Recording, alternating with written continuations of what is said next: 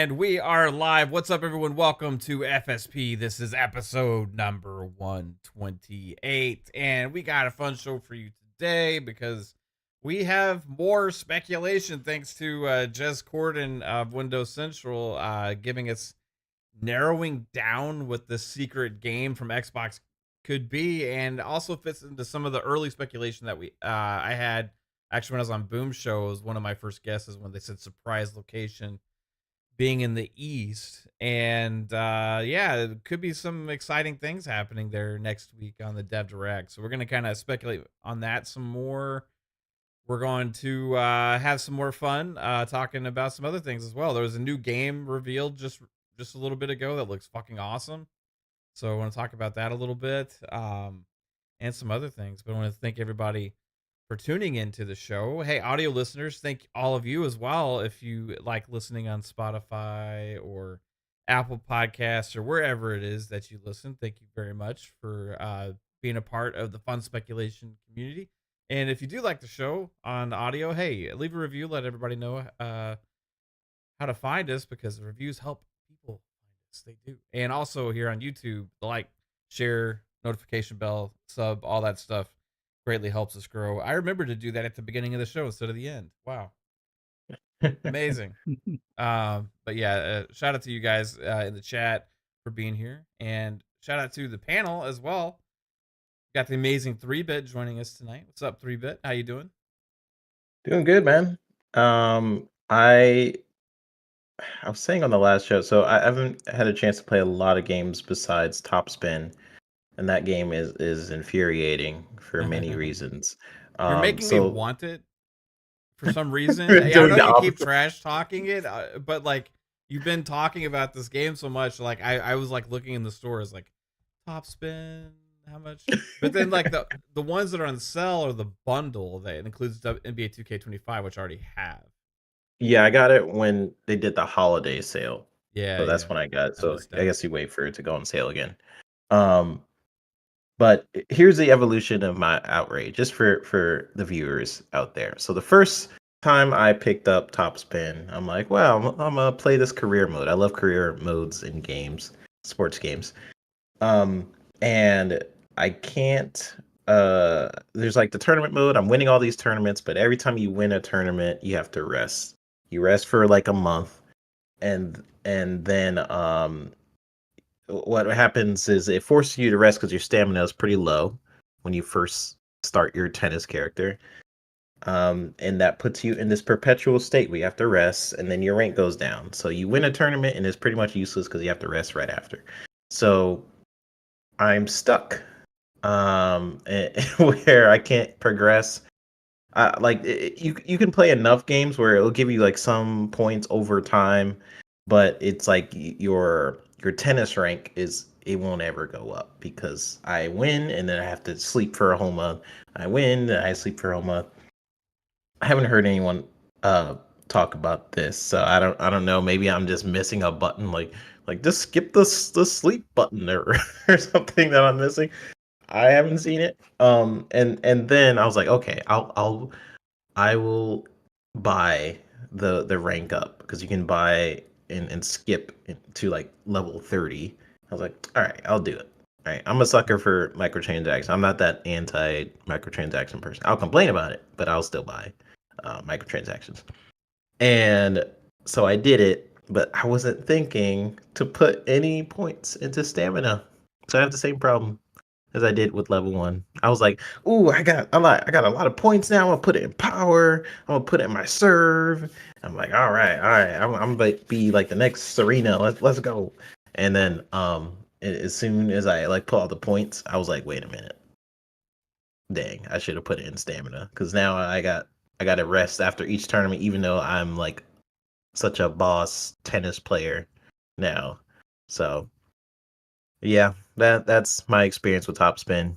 But other than that, I've been busy just working on different animated projects. Hopefully I could talk about it in the future. But good to see everybody. Def Leppard says Topspin is still torturing you. Yes. Yes, it is. Yeah, I don't know. Unfortunately. It's like I want to play to be like, oh, this is how you do it, 3-Bit.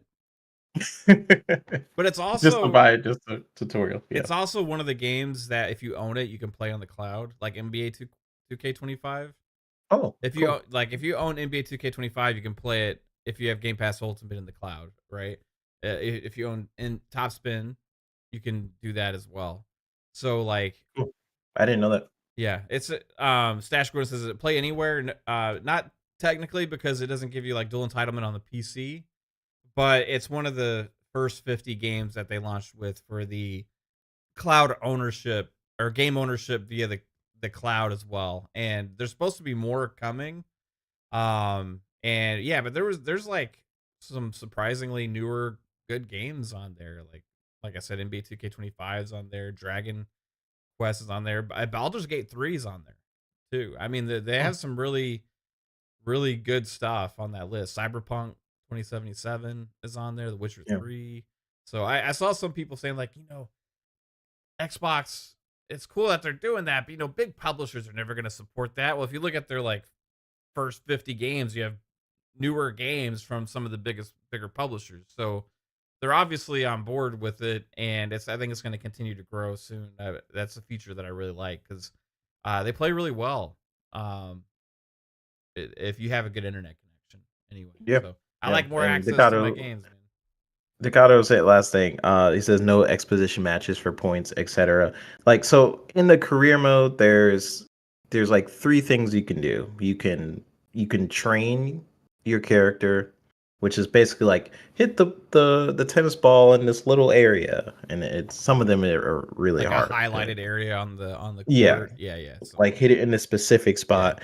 The second one is like these challenges, like go against somebody and beat them in three like swings, or I don't know. They have like like the special challenges one, and then there's just the regular matches.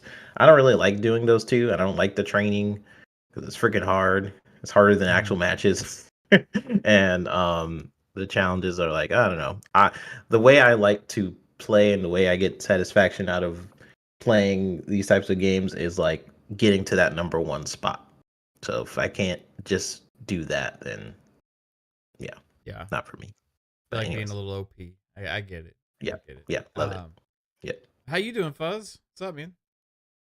Doing great. Glad to be here with you guys. Just been playing my Forza Horizon 5 and GT7 for the most part. A little bit of Undisputed as well, but looking forward to the showcase later this month and get a release date for South of Midnight. Like that's the big thing I'm looking forward to here before. Well, hopefully it gets released here soon, but in any event, we have Avowed next month. But man, it's a good time to be a gamer. Absolutely. I've stayed off of social media just because it seems like a lot of people aren't happy for a number of reasons, but I say just continue gaming and the small stuff will fade away. Yeah, it's like if you don't pay attention to like rumors and speculation and announcements or announcements of other things that don't affect you, like there's nothing to complain about whatsoever. But if you get triggered by rumors and negative speculation or like some of the announcements for other things, and it's like, oh, this is ruining everything for me. But yet there's all these fucking games to look forward to. So if you just kind of like, I don't know, focus on like I say it all the time, focus on your experience. You might realize that a lot of the stuff is kind of nonsense out there. A lot of I have noticed though with all of this Fuzzy, and there's still like definitely some people that are upset, but it's not the same Yeah. as it was last year when this started. Like I remember like a lot of like even the bigger Xbox podcasts, a lot of other people were just starting to like freak out and all these things. But now it's kind of like everybody's still, yeah, they're talking about that, but it's not the same energy that they gave it last Yeah. year, you know? Yeah. So I think there's maybe stages of grief or whatever they've been what people have been going through, and it's like they've gotten past the acceptance phase a little bit. Yeah. And now it's just like, oh, okay, well, it's another one. Oh, those franchises too. Oh shit. Okay, well, you know what? Like, eh. Yeah, okay. I'm sick of talking about it. Um, Yeah. there's definitely a lot of energy still out there for it, but I'm kind of Yeah. glad that that snowball of 2024 is kind of over, and I actually see some people kind of starting to like, okay, well, cool.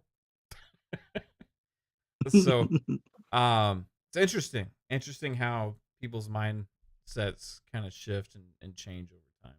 Yeah. The last people that's gonna be super outraged is still the media until other platforms, I guess, do it more. Until PlayStation does it more, then it's like, oh wow, it's okay all of a sudden. That's kind of what's gonna happen. So Yeah. just give it some I time. mean, it's hard. Like, I think also, like, people are like, it's hard to be negative on Xbox when there's so many games coming, and like we get them all in Game Pass day and date. They're rolling out new features that nobody else has that help enable us to have more access to our games. Like even more rumors about games potentially releasing this year, more franchises that are yet to be announced and stuff for this year, on top of everything else that we already have had announced for this year, which is already by far better than any other platform holder, and I would argue any publisher in general, with a lineup for 2025. And we know that according to some in the community that are in the know, that there's more to be announced. So, with that all being said, we can choose to be excited for what's all happening in the games that we get to play, or we can be upset that somebody else doesn't need to buy an Xbox to play them. Yeah, So, it's like a right. couple things. Like I feel like it's like a priority thing for some people. Like for some people, it matters more that games are going like Xbox games are going to other platforms. Where some people have a priority like, well, do I still get it? Is it on Game Pass? That's kind of my mentality. As long as the value is there, then I'm staying as a customer. Um, like I put value over many things like what's in the service, what is it offering me, et cetera, et cetera. um can other people play my games? I don't really care. Is it weird? Yes, because of the traditional mentality is dying. And I remember Pong was saying it in one of the shows, I guess it was Xbox Ultimate last Friday, where he was kind of saying that a lot like the gaming industry changes every 10 years. It has never really stayed the same. Many companies come and go in the gaming industry, like especially if you look back 10 plus years, 20 years more so now. Xbox has been in the game for a while now. um, of which companies were on top, which ones went away, how are these companies innovating, in which way are they innovating. We are now just kind of in this transition period where, like, what does exclusive really mean at this point? It's more so to the ecosystem rather than console, because PlayStation is starting to put their games on PC. Xbox has been doing that, so they're a little ahead on the game. And now it's more so accessing your ecosystem. So it's going to take some time for traditionalists who are used to the model of my console, my game versus your console, your game. It's like ingrained in a lot of people. So that's also going to be reflected in the articles that IGN or Game Rant or all these other places are essentially going to put out. They're going to obviously say Xbox is dying.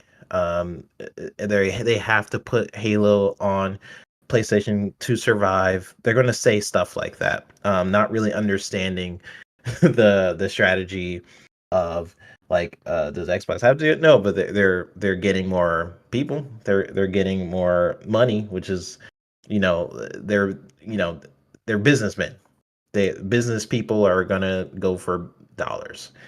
Um, and the new strategy for Xbox, like what it is increasing their ecosystem, even if it's on their competitor's platform. So Yep. that's just kind of how it is. But I feel like it's going to take some time for people to grasp. It really reminds me of what happened during the Xbox One release period when they said like, "Hey, we're going to always have a console that's always online," and people are like, "Whoa, like, what do you mean the console is always What about online?" people in Like, submarines? like you know, and now it's so common for devices What if you live in to a always be online. forest? What are Yeah, you gonna what about do? my voice, my Xbox Connect? It's like every now and then we're gonna like Xbox or someone's gonna change something. People are going to backlash against it because Yeah. it's new. People don't like new things. People don't like change or evolution of brand. We are now in the period where these three console manufacturers are in a transition period, and that means some people are going to be off put by that period, from the old ways to what is now perceived the new way, and we'll see what happens. Yeah. Time will Yep. tell everything. For sure. I don't want to read this comment because it actually made me chuckle a little bit. Shout out to Derek. Oh yeah. He just said, I just sold my Xbox Series X and I'm looking forward to my PlayStation 5 Pro. I'm tired of waiting for games. Then he says Now, Xbox has been dying since 2013. hey, cool. Like, what you sell whatever you want, play whatever you want. But I got a little bit of a question about your reasoning because if the reason you're selling your Xbox Series X is because you're tired of waiting for games and going to PlayStation 5, 2025 is the wrong fucking year. Because you Should have have waited at just least you have one more just year. reversed your problem. Xbox has gotten through their worst times of like 2022. Xbox had stuff in 2023. They had in a shit ton of Which stuff. year was Pentiment? Was that 3 or was that That 2? was It was 2020. 2. That was in 22. Yeah, that's Oh, that was 2022. That 2020. was the down year where they didn't have very much, right? 2023 they had definitely some bigger games, right? 2024 was a loaded second half with a lot of games, right? Especially if you also add the value of Game Pass day and date. And then in 2025, there is just a deluge of games coming. But the reason I'm asking the like how you're coming up with this reasoning is because what are the dates for any 2025 first party PlayStation games this year? Right, And right. and if I and wanted to. if you say you're sick of waiting Um, on PlayStation or Xbox games, you can play them on PlayStation. Well, some of these games that I'm just mentioned, you're gonna have to wait for them over there, and you're also gonna have to pay more for them over there. So I it's just I don't have a problem with who plays on what where. It's just like the thought process behind not wanting to wait for games. You're sick of it. But now you're going to PlayStation when they have no roadmap and Xbox has like potentially 10 first party games coming out in 2025. Seems like backwards thinking. And maybe you just like punishing yourself. I don't know. But that's up to it's you. it's it's people. This is what I talk about all the time with like people loving the ecosystem that they're in, and it doesn't matter like like value wise, like how much more they'll end up paying. If like if you like an ecosystem, you like it, and that's what Xbox is banking on. Like it's like okay, you could either pay $70 for Call of Duty, or you could play it in Game Pass for a subscription price. For if you stacked your, I stacked my Game Pass, so I have it for some time. I think it's like only 2 years or something now, or I think it's a year now. So not really paying in the meantime for a lot of games like Call of Duty.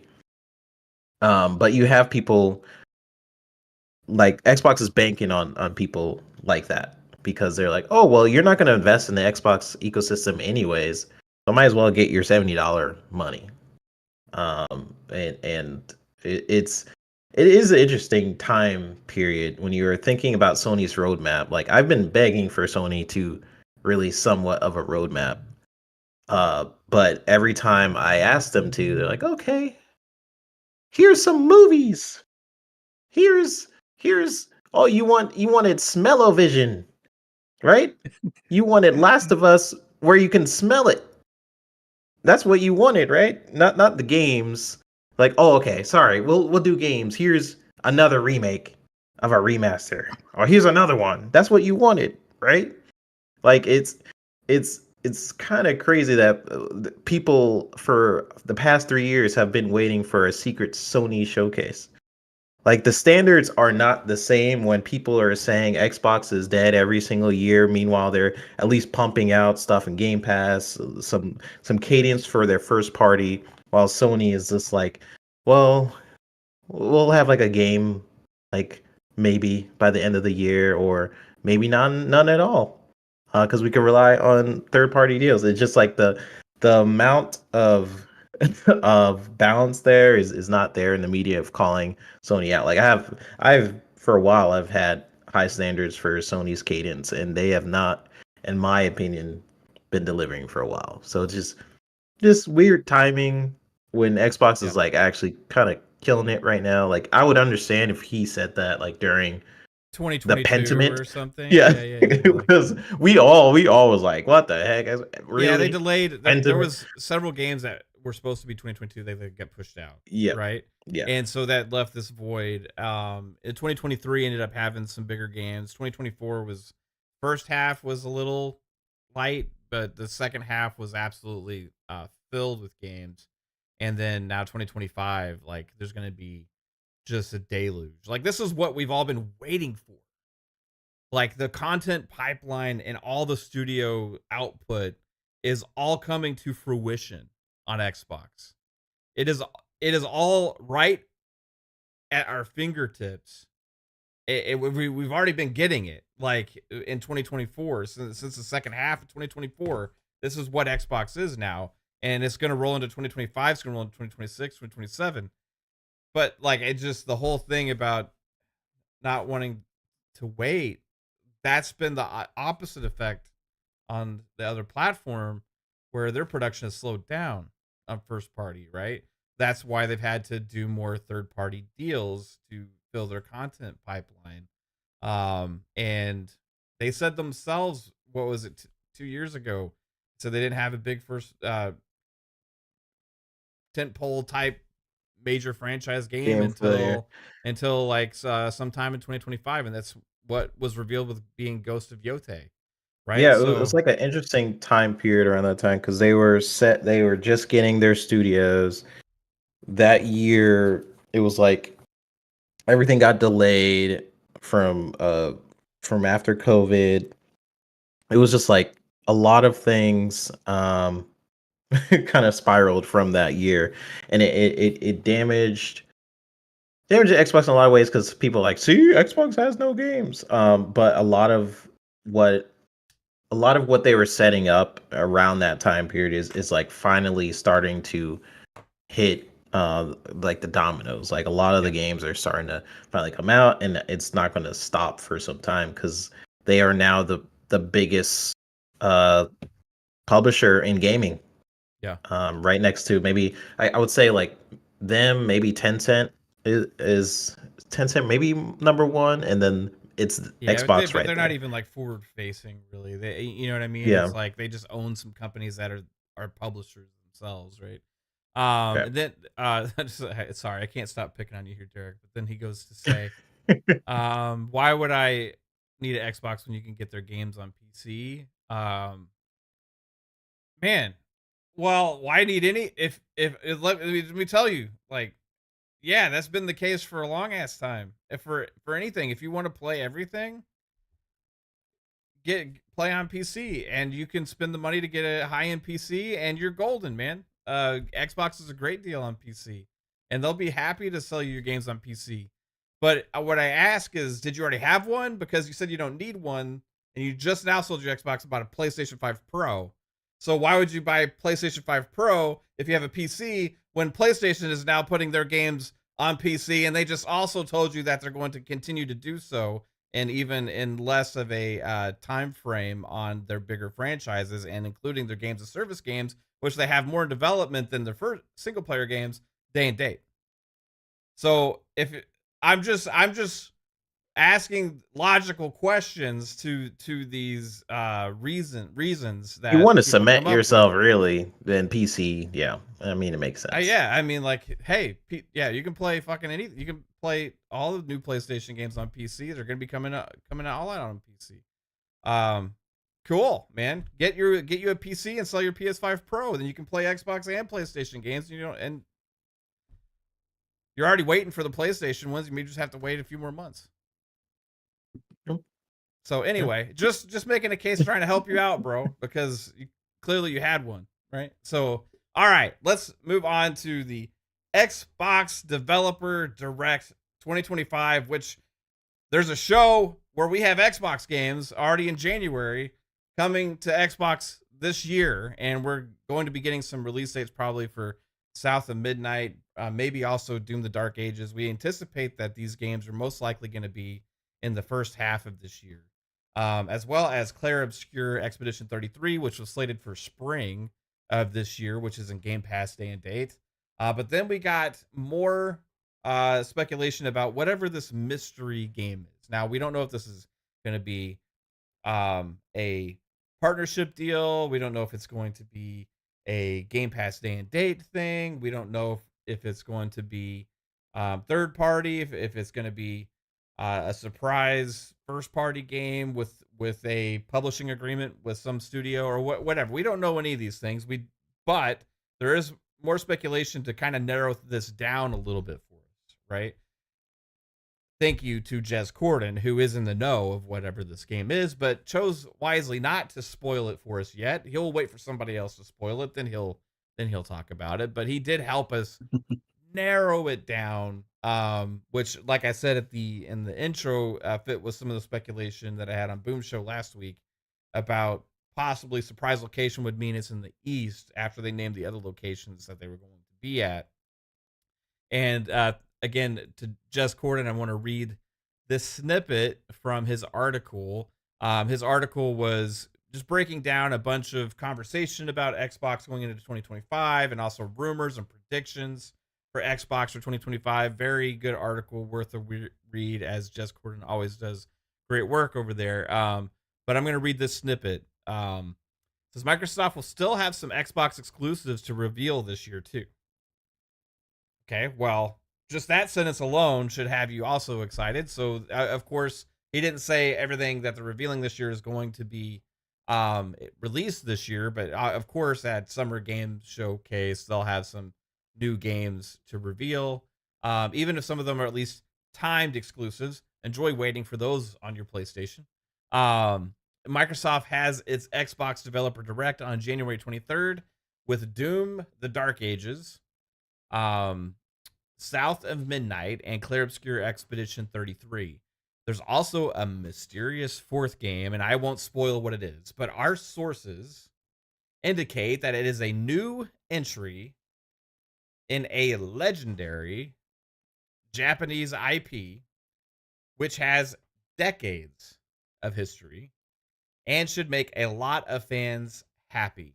Indeed, Microsoft has won some strong support from the region lately from studios like Square Enix for Final Fantasy, Hoyoverse for Genshin Impact, and Sega Atlas for Persona, and we suspect this new game will help further that trend. So, Japanese legendary franchise, basically. Now I was reading too much into this before. Fuzz, I want your thoughts on the way I interpreted the way he wrote this, because Jez is usually very clever with how he writes things. Yeah. So it says Microsoft has won some strong support from the region lately, from studios like Square Enix, Hoyoverse, and Sega Atlas, and we suspect this new game will help further that trend. So, do you take this as this is not one of those publishers, as it would be furthering the trend of partnerships with publishers in the East. That's kind of how I was sleuthing, interpreting what he has to say. But it could also just be, hey, it could also be one of these, just a different franchise, right? Yeah. I see. I took it as it might possibly be one of those that he mentioned. It seems like based on what, like, if you're looking at franchises within studios in that region, there's only two or three that are like severely due for uh, a new title within that franchise. Um, Sega definitely has one through Atlas. Square Enix definitely has one that I think was shown like a year or so ago and then went dark. And as far as like a another one, we've already heard or seen something from Software, so I don't think it's them, but that is still a possibility because maybe they talk about that recent game that was shown. What was that at like the Game Awards? I'm under the impression that it's something that hasn't been talked about prior in the capacity from that publisher. So Yeah. that should throw out From Software's Yeah, I'm deal. also the thing with that too is a legendary Japanese IP which has decades of history would cancel that out, right?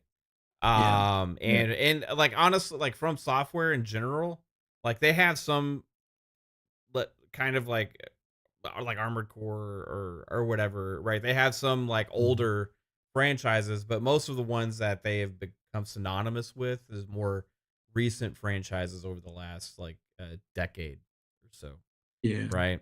So I would rule out From altogether Yeah. on this.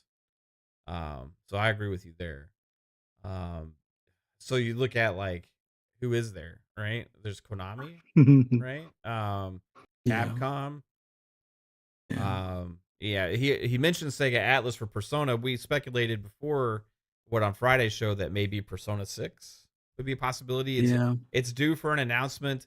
It is a older franchise that has also had a long legendary history, and there's already been rumors and speculation that early this year we could get the announcement for Persona 6.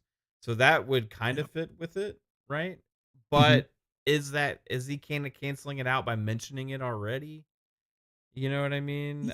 You would think, like, I don't know if that, maybe that's like him throwing out something to kind of throw us off the trail so that way he can't get blamed if people start coming to the conclusion that Yeah. maybe it is. I Um, don't think it's any of the things that he mentioned, right? Mhm. I think that was probably purposeful, most Yeah. likely. Yeah. But it could be. I could be wrong, you know. Yeah. It's so tough because there's, I would say the glaring things are Persona, since they had such a good Mhm. relationship with Metaphor, being they had the marketing for that. So I would imagine Atlas is like, oh yeah, you guys did a bang up job, even though people were pissed of why Xbox had the marketing, but the thing sold like hotcakes, and it didn't even have to go in a Game Pass. Yeah. So I could see them being like, you know what, you get the keys to Persona 6, which would melt down a lot of Yeah. the Yeah. That would PS be fanboys on the internet. But there is that potential for something like Kingdom Hearts, which I Yeah. think there's another one that's supposed to be due There was with one something from already. Square. They announced 4 already, but they haven't shown up anywhere else with it since its announcement. Same with Dragon Quest. Now, both of Yeah, those are also legendary franchises that have been around for a very long time, right? yeah, So if it was Square Enix, it could be a Final Fantasy something. It could hmm, be Dragon Quest something. It could be um Final Fantasy Tactics 2. That would be crazy. I'm just yeah. throwing it out there. That would melt my brain. But do you consider that just Final Fantasy as when he's talking about the franchise? Do you consider Tactics as its own separate thing? You know, like it's kind of hard to narrow things down when it comes to Square because the Square has the Well, most possibilities when you talk about legendary franchises, right? yeah. Well, but then again, they are trying to mend the relationship between them and Xbox. So it could be like a big announcement for one of those titles, but then yeah, they could still have other titles filtered to the platform, like ones that skipped over the last couple of years or at least the past 2 years, and now we have it on the platform. So it could be like a bundled deal because they did make that guest appearance last year with the was it Visions of Mana. Yeah, which is So another I kind of classic expect Square to be there franchise. anyway. Yeah. Could be like a Tales game, Tales of Tales of whatever. What's this? Wait, that's Bandai Namco, I think, isn't it? Or am I wrong? It's Tales of Tales of Vesperia something. yeah. That's There's Tales of Vesperia, Tales of it starts with a B. Fuck.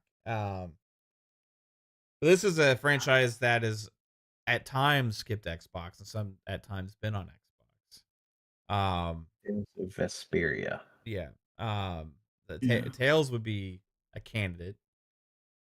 Is it Bandai Namco? Somebody Here's in the the chat, tell me thing. who makes the Tales games? Is it Bandai Namco? It's Last was Arise, Tales of Arise, which is on Xbox also. And Terror Bear Namco says and yeah, Bandai Namco. Tales I 30th would anniversary is this year. Okay. Mm. yeah, maybe that is it. The thing is, so if we are taking the so each studio location has been announced, right? You got Yes. like Texas, you got what was the other one? It was There's Texas and Montpellier in yeah. France, and then you have somewhere in Canada. So Bandai Namco, if it's the name of a studio, that is exactly 11, unless I miscounted that, Maybe right? Montpellier was Canada. I can't remember.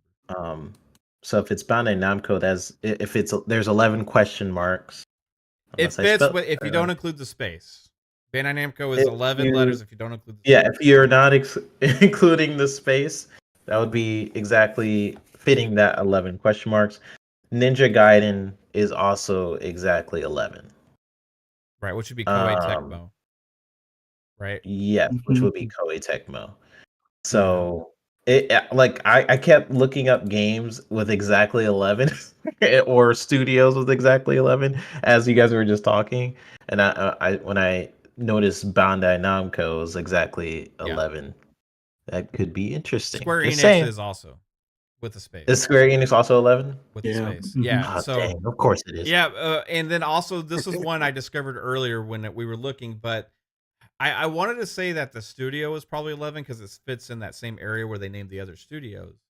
But if they Mhm. were being tricky and decided to, hey, we're gonna give you the clue on the game, then Castlevania is 11 characters, and it also Oh, okay. fits very much in line with a legendary IP, decades long, right? Yeah. Um, we haven't had something new from Castlevania in a big way in a long time. But we have had Silent Hill 2 recently on PlayStation, so we know that they're willing to be making deals at least somewhat here and there for different franchises to come back. So and I think it was rumored that they were working on a new Castlevania game. As Konami is trying to get their feet back wet really big with their franchises. So Castlevania would be a crazy one. It wouldn't surprise me. Koei Tecmo is 11 with Yeah, a space. I didn't think about Castlevania. Is it Koei And Jesse James says we're overthinking it. I think we're Tecmo? underthinking it. I feel like we need to go deeper. That's 9 with the space makes 10. Do you include an asterisk before Koei? I don't think I think Is it's that what just it is? spaces don't count and other characters don't count. Why else would they add exactly 11 question marks? Well, That so feels very the thing Oh. that's interesting intentional. is like they use an underscore for spaces on their thing, and Oh, they they do? have right. Where's that pic? Can Mhm. you put the picture up Yeah, Xbox Wire. so people could see what we're talking about? Okay, here it is. Let Okay. me see if I can't make this bigger. All right. Let's see. Right here. Appearing. Okay. There's 11 question marks right here, right? And now this is Sandfall Interactive with the underscore. I know it's hard to see. It's even small for me, guys. id Software with underscore. Compulsion Games with underscore. And then question mark, 11 of them right here, right? So it's like, that's what's led me to think if it is, like, I think the question mark here in the middle for the on the screen represents like, hey, mystery game, right? And then this down here kind of represents more so the studio. But is there anything to the 11 question marks? Is there not? I don't know. It could just be they held down the keyboard like for enough time to hit 11 and they It's weren't really, forgot. yeah, they just didn't think of it. Oh, that got it bigger. There we go. So there's also potential for a fifth game to be shown, as we've talked about. Maybe even another one, as there's actually enough room for two. Jasper says it's Scalebound too. Scalebound 2. Yeah. The first one. Let's get Scalebound 1 Just first. skip it. Yeah. Yeah, skip it. No, you just got to skip it. So this is where the Right. speculation comes from. Now, Jez is actually adds a lot of clarity on helping us narrow it down, right? Mhm. I love this. This is pure fun speculation. What are you saying, Fuzz? Oh, I was going to say maybe the 11 is for the title that's owned by Xbox or Microsoft that was published in the past for them, and they are working with somebody like Square or somebody to produce it. The Blue Dragon, if you include the space, is 11 as well. If it's Echo, Yeah. And I know people have asked for that in the past. Like they would love to see that come back. I know one of the artists, I think, passed recently. They just had the trademark. Yeah, like I seen something about the trademark for Echo the Dolphin. But would you consider that game having decades of history? Yeah. I mean, it It has was on history Sega. in a decade, but I wouldn't consider it having decades of history. Decades, yeah. Decade. I Yeah. consider Unless you include the team that works on it, having decades in the industry in making those types of games. He says that it's specifically IP. Says it's our sources indicate that it is a new entry in a legendary Japanese IP which has decades of history. So that's why I'm focusing on franchises that have been around for maybe 20 years or longer that have multiple entries in them. Right? Echo the Dolphin has multiple. I don't know when the first one was, but I remember. I mean, how many Echo the Dolphins are there? Maybe like I remember playing on the Sega Genesis. I thought. Yeah, it's So old. I'll give you that. It's an old franchise, right? And it's a franchise that appears to be coming back in some way. My thinking is the Echo the Dolphin would be more in line with the whole Sega redoing like some of those like classic games like they're doing with Shinobi and stuff like that. Oh yeah, like the Crazy Taxi stuff too. Yeah. Like I would think Echo the Dolphin fits more in line with those games, right? Not necessarily like, hey, get on the edge of your seats, everybody. Guess what we got to blow your fucking pants off in 2025? Echo the Dolphin, let's go. Have you missed being a fucking dolphin? It's been a long time. You're gonna be a dolphin like never before. We got ray traced water. Listen, don't be mad at us guys if it ends up being Echo the Dolphin. It ain't gonna be Echo the Dolphin. That'd be so funny. Oh my gosh. I'm not knocking Echo. It was a great Yeah, I mean, game. it's fun. You know, I just don't think it necessarily fits the criteria here. You know, The criteria. Yeah. When was the first Echo Dolphin?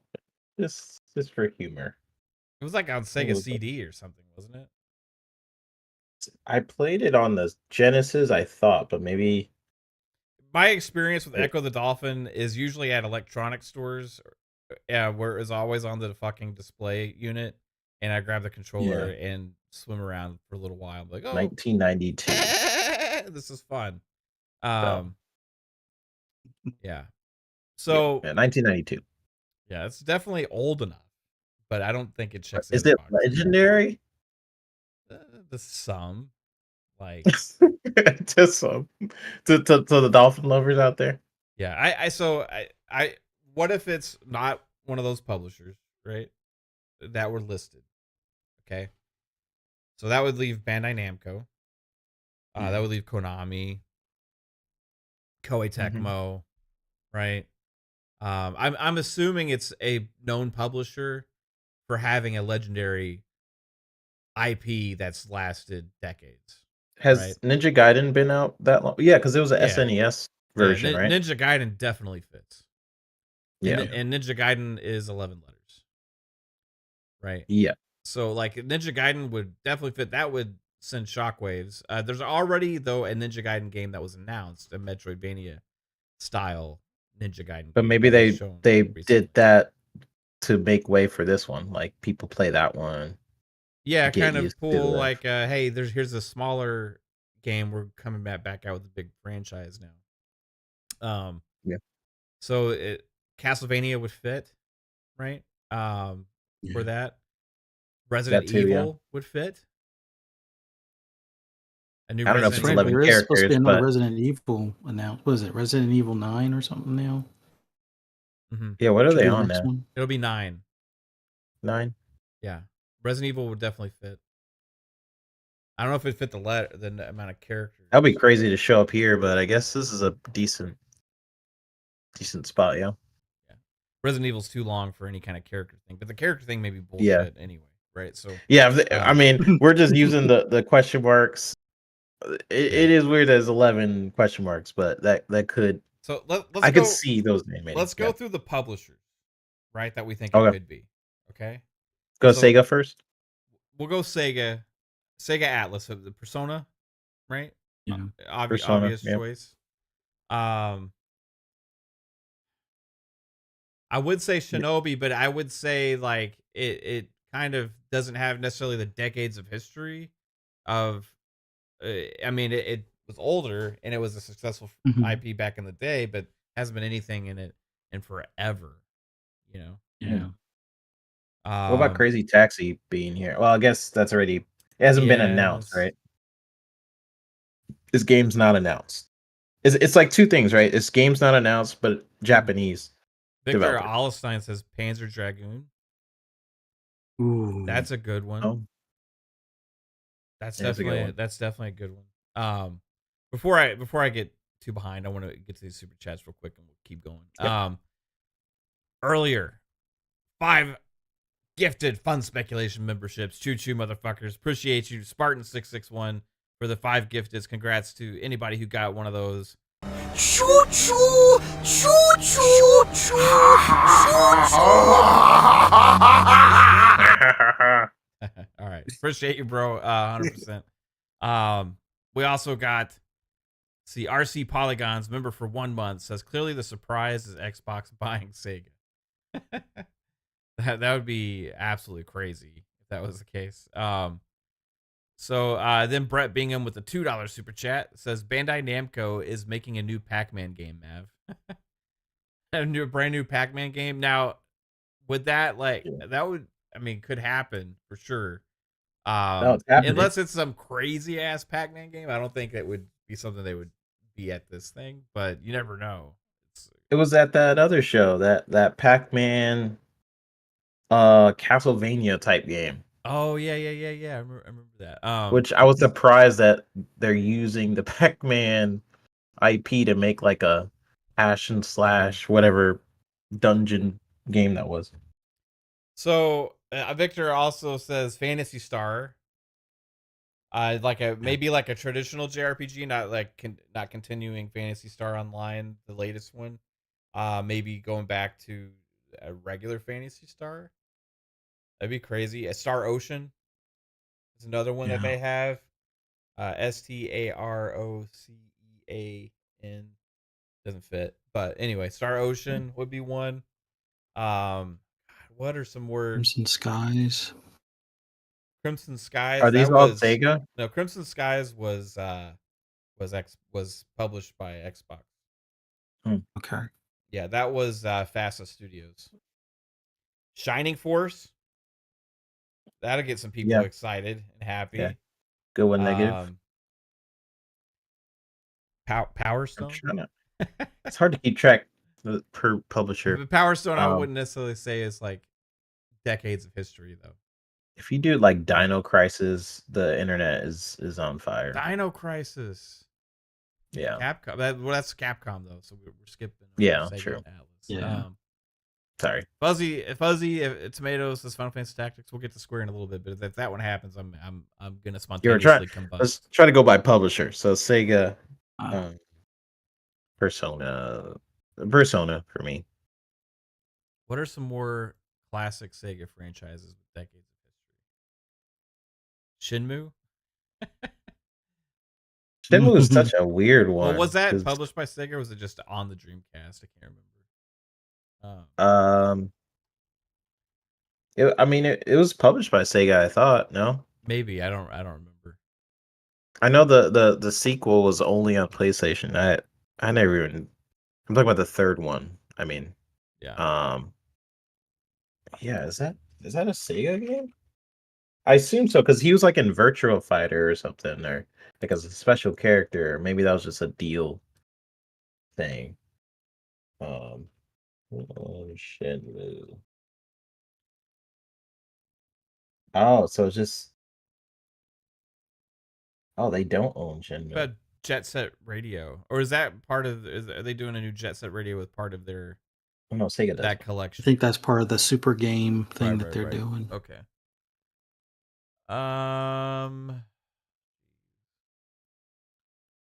Yeah. Let's move off of Sega, I guess. Sega's too complicated. Yeah, I got Panzer Dragoon, Phantasy Star. I'm trying to narrow it down on this. I got a list of the IPs and stuff. Okay, go. Yeah. Seaman. Let's bring back Seaman. Yeah. None of these. Yeah, Shenmue is on this list. Sonic Adventure Space Harrier, game. Streets of Rage. Oh, I don't know. We had a new Streets of Rage that was made by the other team, right? Or no, yeah, it was made by that team that they're so good at doing brawlers. Let's see here. Toe Jam and Earl. How about that? There's Valkyrie Chronicles.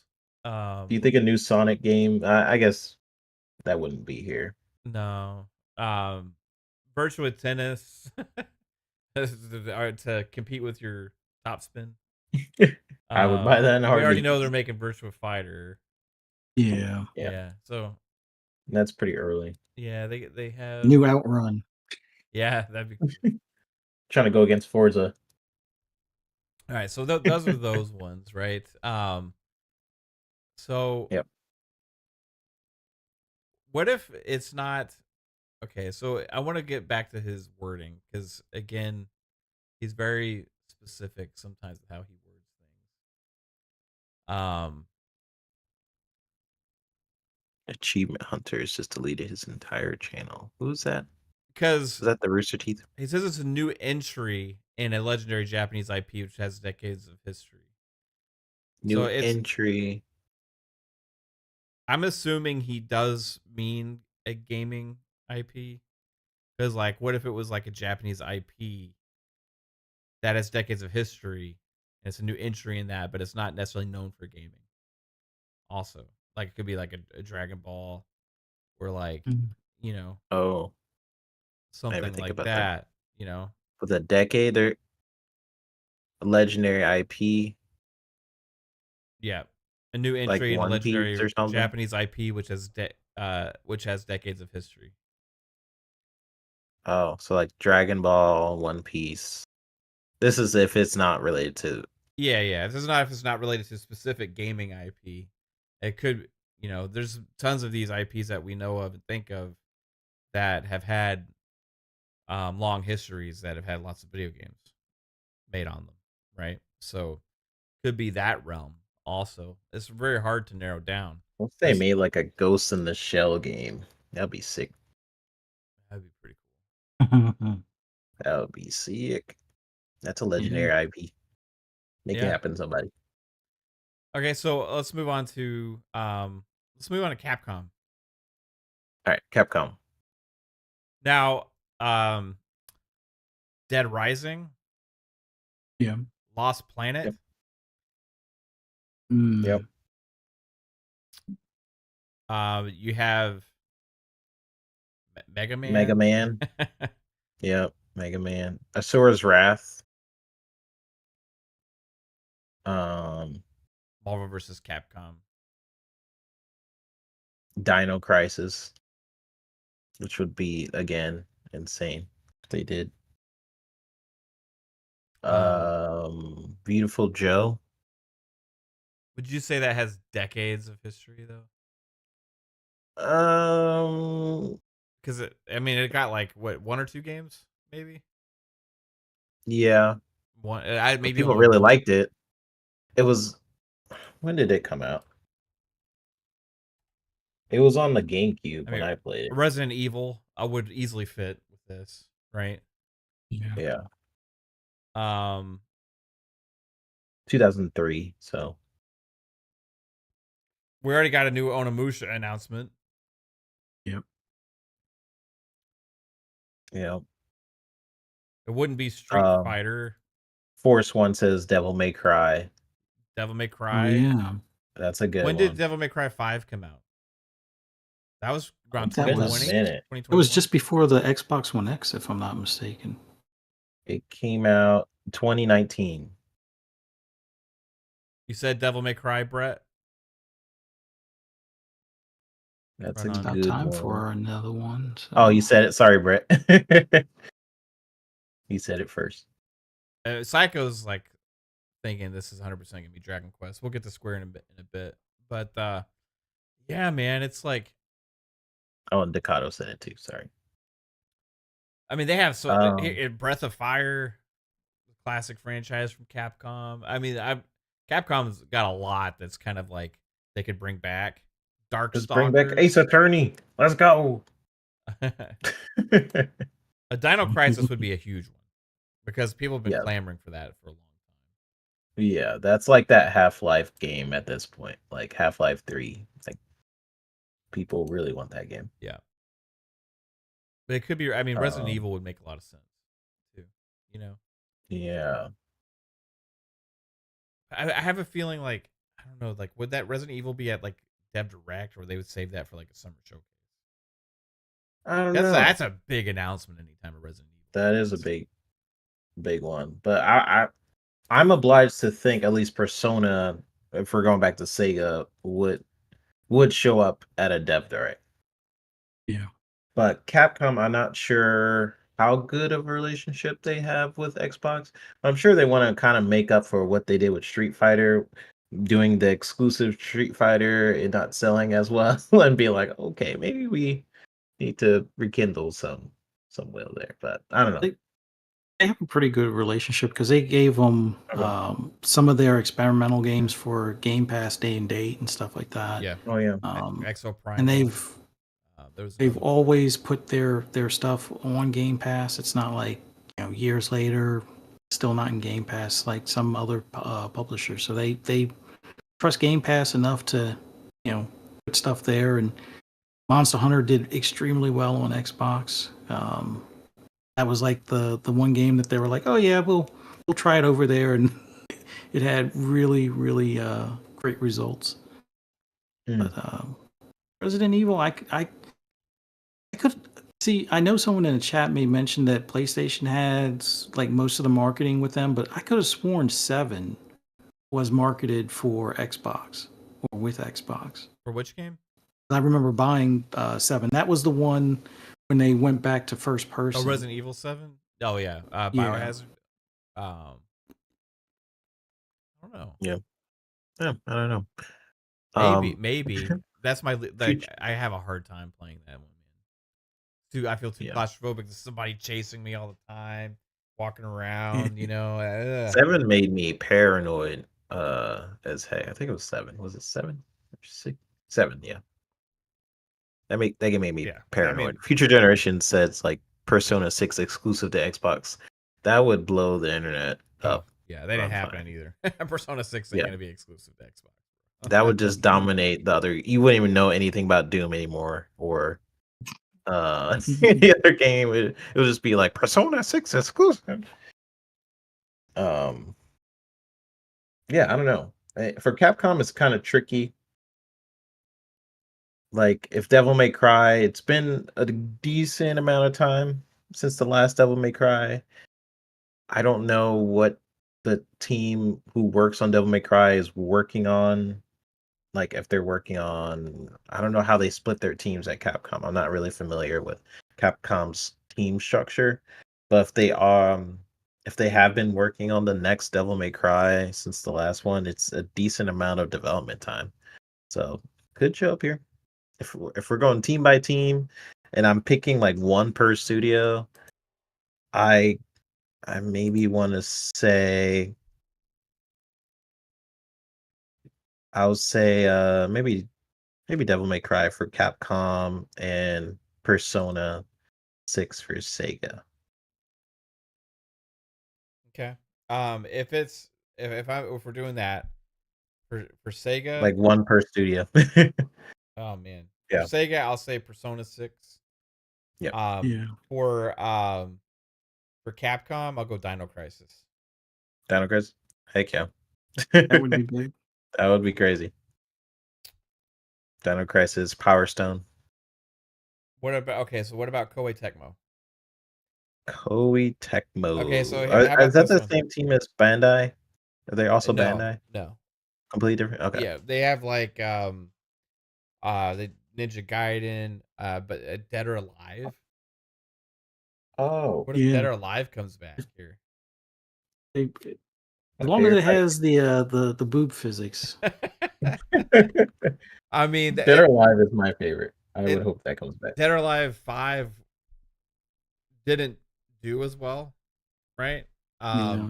But after it got updated, especially on the series on the Xbox One X, and then especially on the Series Hard, like it's fucking really plays great now. It's still one of the better playing fighting games, and it's one I've wanted to see come back. So I'll throw it out there, Dead or Alive.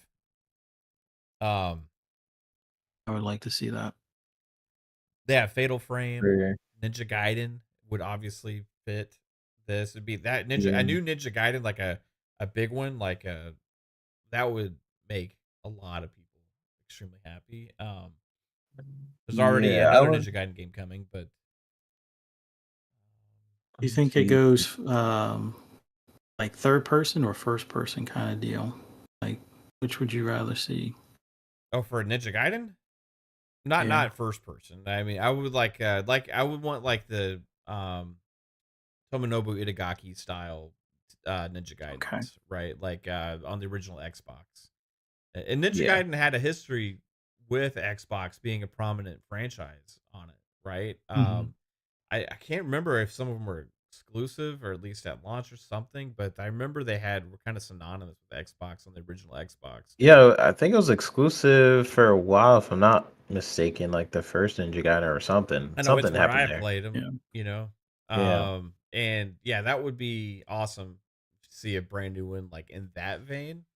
Future generations, and Ninja Gaiden has always been third.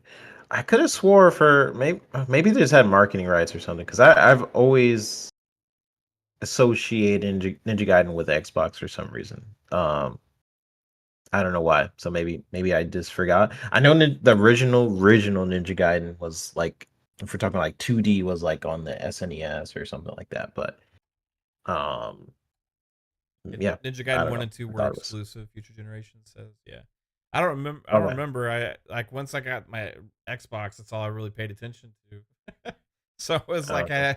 I don't remember like I remember Splinter Cell was exclusive um for a while. I remember, they had like Project Gotham Racing was like exclusive. They Yeah. had, And if you look at Dead or Alive, that's exactly 11 characters, is it? I think. Dead or alive? If you're not counting the spaces.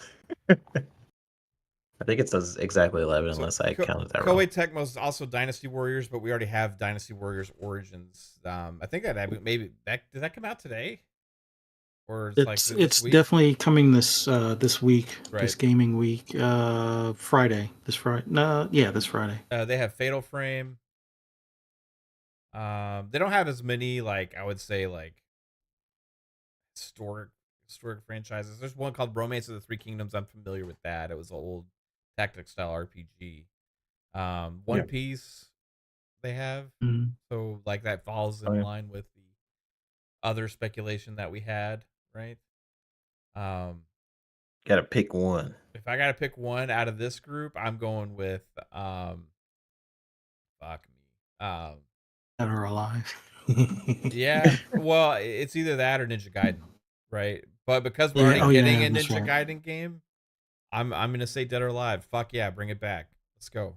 Okay, I'll go with Ninja Gaiden. They're both 11 characters. That's crazy. So many games are 11, apparently. Did you pick one for the other ones, Fuzz? I think for Sega, it's Persona is like the no doubt about it. We haven't gotten to Square yet, right? Not yet. What about Capcom? I would love to see Dino Crisis just because I know that the fan base has been asking for it for a while, but I kind of lean Resident Evil. Like, give us a Resident Evil that's marketed on Xbox right now. Right on. Especially with a handheld being a thing in the near future. It'd be nice to be able to take that on the go. I know it's not for everyone, but being able to take that game, and we're going to like a horror convention. Yeah, I'm looking forward to that. So let's move on to Bandai Namco, and then we'll do Square last because I think Square's got the most. Bandai Namco might be close though. Yeah. So, which company are we doing? Bandai Namco. I'm gonna look them up here. Category Bandai Namco franchises. Bandai Namco's also 11 So by characters. the time we're done with this whole process, there's a good chance we will have mentioned whatever it is. Yeah, so we can throw out there, hey, we said it. Brett also said, I said Dead or Alive had 11 characters. Listen, I didn't see it, but credit to you, Brett. All right, so Bandai Namco franchises. They have a lot, but I'm just they do have a lot. Looking for the biggest ones. Cowboy Bebop. Bleach. There's Ghost in the Shell. Gundam. Oh yeah, they do have Ghost in the Shell, huh? I mentioned that. But why are these all Armored anime franchises? One Piece. That's pretty much what they're doing. No, I mean nowadays. Okay, here we go. Fuck, there's a lot. Heck, I didn't know they did Dark Pictures. One Piece. Dang, they do a lot of anime games. Why is it Jump Force is coming back? Ace Combat. I think I'm looking at the wrong section. Okay, there we go. Here we go. Ace Combat. That's a good one. We haven't had one since 7. That's decades long. Yeah. I've been actually wanting to get it. And Jasper mentioned Soul Calibur, but I guess that's not. Who does Soul Calibur? That's Bandai Namco. Oh, okay. Soul Calibur. Yeah. Bandai Namco fits with the letters too. If you So, there could be a little bit of smoke here. Soul Calibur would be awesome, right? To see that back. Ace Combat would be awesome too. Let's see. We got here. I mean, they have Dark Souls. I'm not going to include any of the Souls things because those are all more recent since the late 360 generation on. I would say, right? They have Gundam video games. They have Dragon Ball. Yeah, a lot of anime games. Yeah, a lot. I say if it's an anime game, Ghosts in the Shell would be cool. Ridge Racer. Ridge Racer. Bring back Ridge Racer. Ridge Racer. That was the first Yeah. game I ever played on a PlayStation.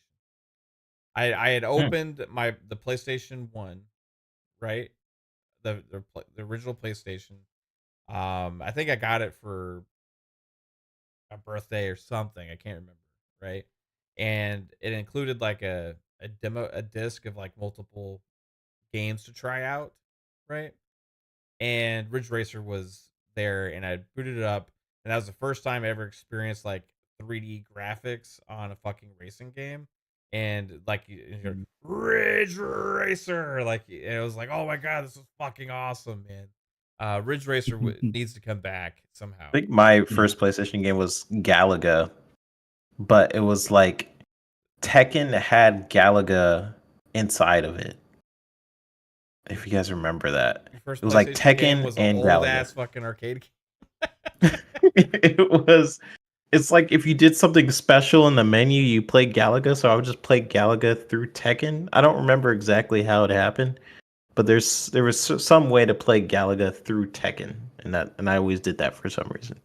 And I think that was my first PlayStation game back in the day. But I'm going with Soul Calibur for Bandai. Okay. Let's see. There's a Pac-Man also. There's Sailor Moon games. Sailor Moon. Pac-Man better not show up in this dev there. Sword Art, the older franchise. I don't know I how love long Sword it's Art, been around. yeah. There's the Tales games, which we talked about. The Tales video game series. That one would fit. They don't. Yeah. It doesn't seem like they wait too long between releases on the Tales franchise. Arise was maybe 3 years ago. Yeah. Time Crisis would be interesting if it came back. Oh, who? That's Sega, right? No, we're Time doing Crisis. Bandai Namco still. Oh, I didn't know Time Crisis was Bandai. Yeah. Oh. They Sega did Virtua Cop. Oh. So I mean, there's a ton Yeah. of options here, but What are you going for? I'm gonna be fun and say fucking Ace Combat. Ace Combat. Oh, but then I'm not including Soul Calibur. Fuck. I'm going for Soul Calibur just because that Oh, would man. be insane. I saw Jasper really wanted Ace Combat in the chat, so I'll say Ace Combat. Just to help. Okay. Thank you. So we'll get Fuzzies when he gets back. And so now we'll move on to Konami. Konami. I mean, what's Konami doing lately? They have What are Silent they even Hill. doing? They have Metal Gear. I don't think we're getting a new Metal Gear announcement at this, No. because they still have Metal Gear Delta. Oh, I see coming out. Fuzzy's game, Felix the Cat. Felix. Yeah, Felix the Cat, the game. Right on. Like I mentioned before, like Castlevania fits very well with this. Oh, is that Konami? Yeah. Oh, yeah, I guess it is. Yeah. Bomberman was interesting, but it's like kind of a smaller game. The Dance Dance Revolution. Let's bring back DDR pads. I would actually be so hyped if Dance Dance came back. If DDR fucking came back in a big way Yeah. on Xbox, like there would I would actually. I think there'd be a lot of people that would actually be excited, except the generation that played DDR. Well, like our generation in high school and stuff.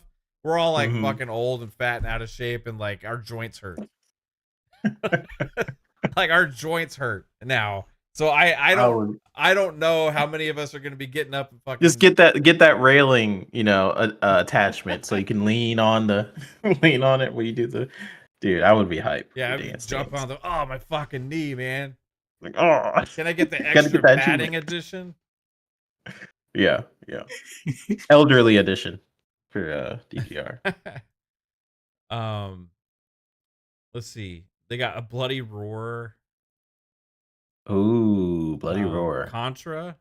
I'm getting more annoyed the more you're listing for Konami, because I forgot they had these many IPs. great- yeah.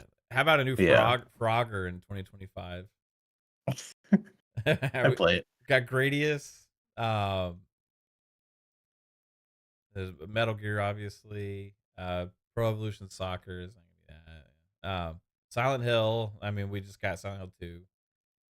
I don't think I'm ruling out Konami being here. Suikoden.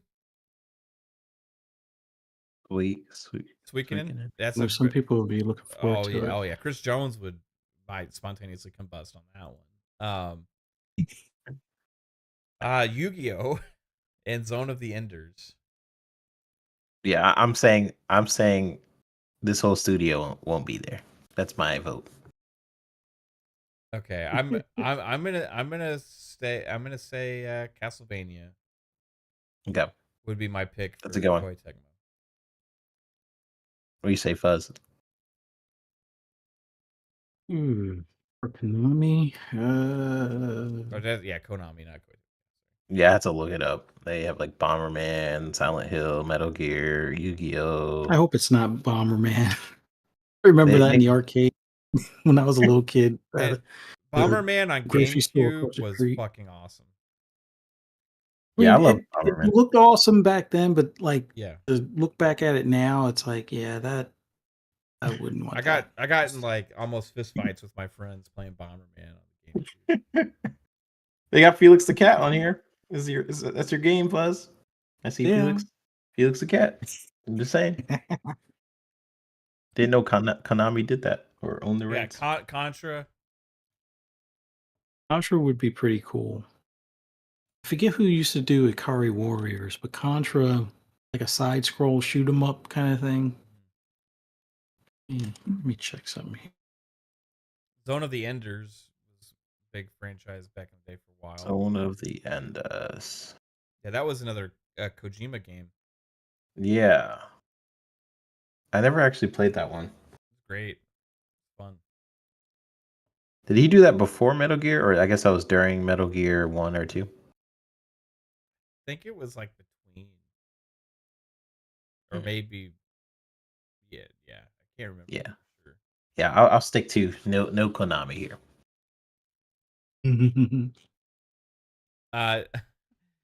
Brett says I need to tell 3-Bit he needs to work on his phrasing. Railing attachment, please. Pause. When did I say railing attachment? Did you say railing attachment? Railing attachment? When did I say that? I don't know. You're talking about like a skating game or something for like seniors. okay. Talking about a railing attachment for seniors? What's going on? So, like in case, so they don't fall and get hurt, kind of thing, I guess. Oh, okay. Yeah. Oh, yeah. I don't remember what I said. That assisted living place. I don't even remember what I said, but I will work on it. Whatever I said, I will work on it. Yeah. You did say on a show one time that you like to run trains. I set you up for it though. Yeah, you did. Yeah. I'll never that was forget so funny. that. I actually have that. Hilarious. You know what's funny about that? Like that has become a thing, but that episode's not even. It's probably still on YouTube, but it's like so buried somewhere that it's just living through the chat and people who just watch our shows. But there's like no evidence of it. But it exists. No evidence of that moment. Yeah. I think on Xbox Ultimate the following Friday, I don't remember if I played the clip from your show. Oh, okay, maybe that's what happened. Okay. But I remember I had like a little train thing on the screen of you like riding a train or something. Yeah. I remember that. Because it was near Cyberpunk's release. Yeah, you were talking about how you like to ride the trains in Cyberpunk or some shit like that. Yeah. I don't remember what it was. It was something to do with like wanting to ride the train on Cyberpunk, or I don't remember, but it was something like that. I was like, "Oh, you like running trains, 3-Bit?" And then he on his show, he's like, "Yeah, I like running trains." Like, he said it. And we're like, "You know what that means?" He said it on his show. Yeah. I didn't think about it. On his very family. This wasn't on our channel. This was his very family friendly show. Yeah, this is pre-pixelated.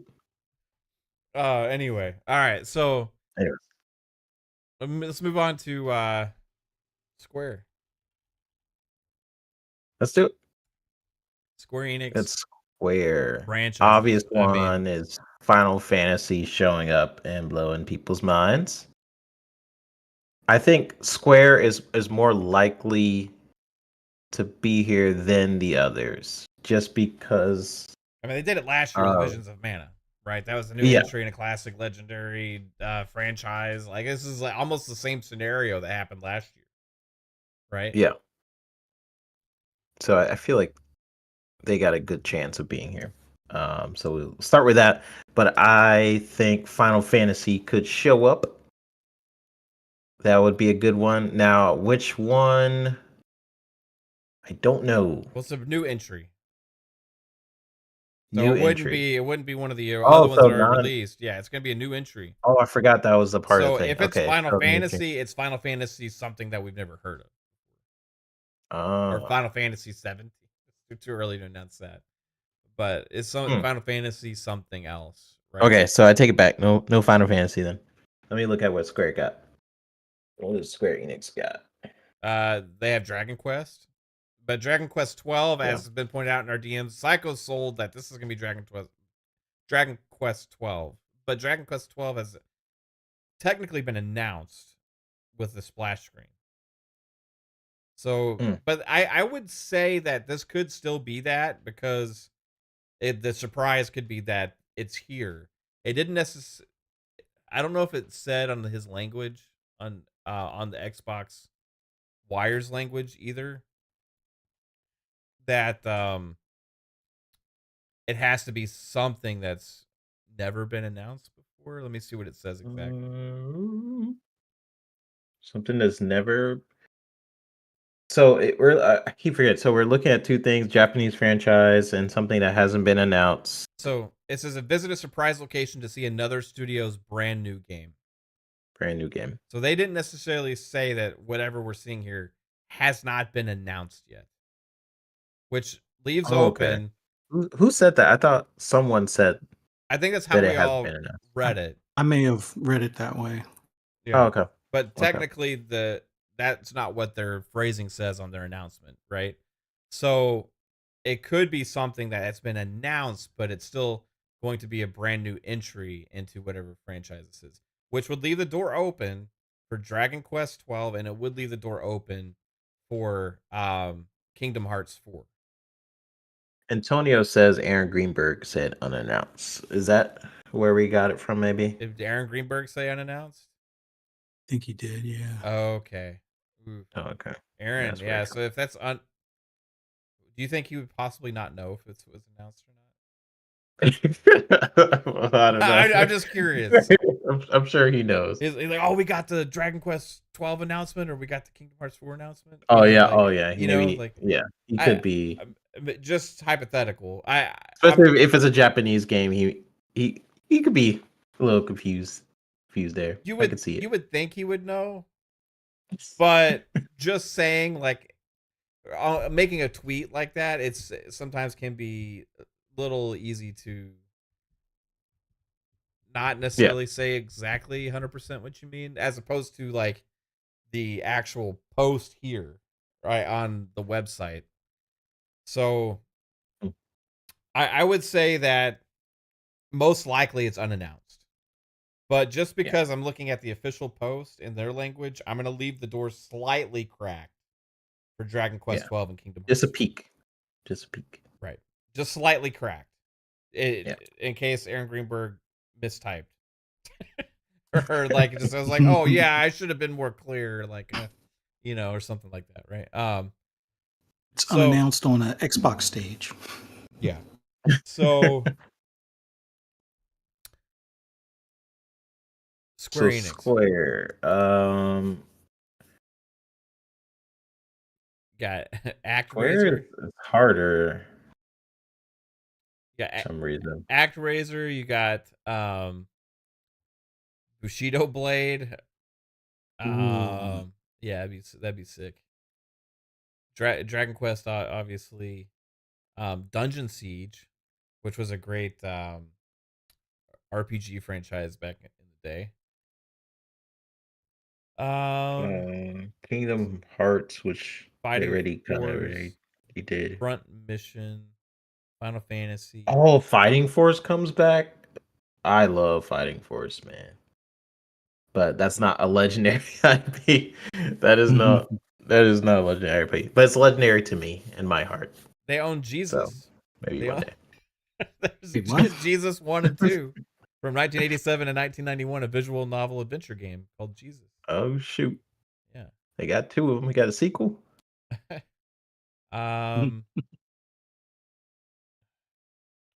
Yeah, I don't know. Why is Square Enix so hard? Because it's like all they're making nowadays is Square Enix. So they sold off all their freaking Saga, studios. So it's like, Yeah. what Parasite are they? Eve, but that turned into Stellar Blade, right? That franchise isn't that what? Yeah, Jesse James. They sold Tomb Raider. They sold Deus Ex. They sold most of their like American division. So now they're pretty much the Final Fantasy Kingdom Hearts studio. Star Ocean, like I said, I thought that Star Ocean was Sega for some reason. Square, Star Ocean. I thought so too. Valkyrie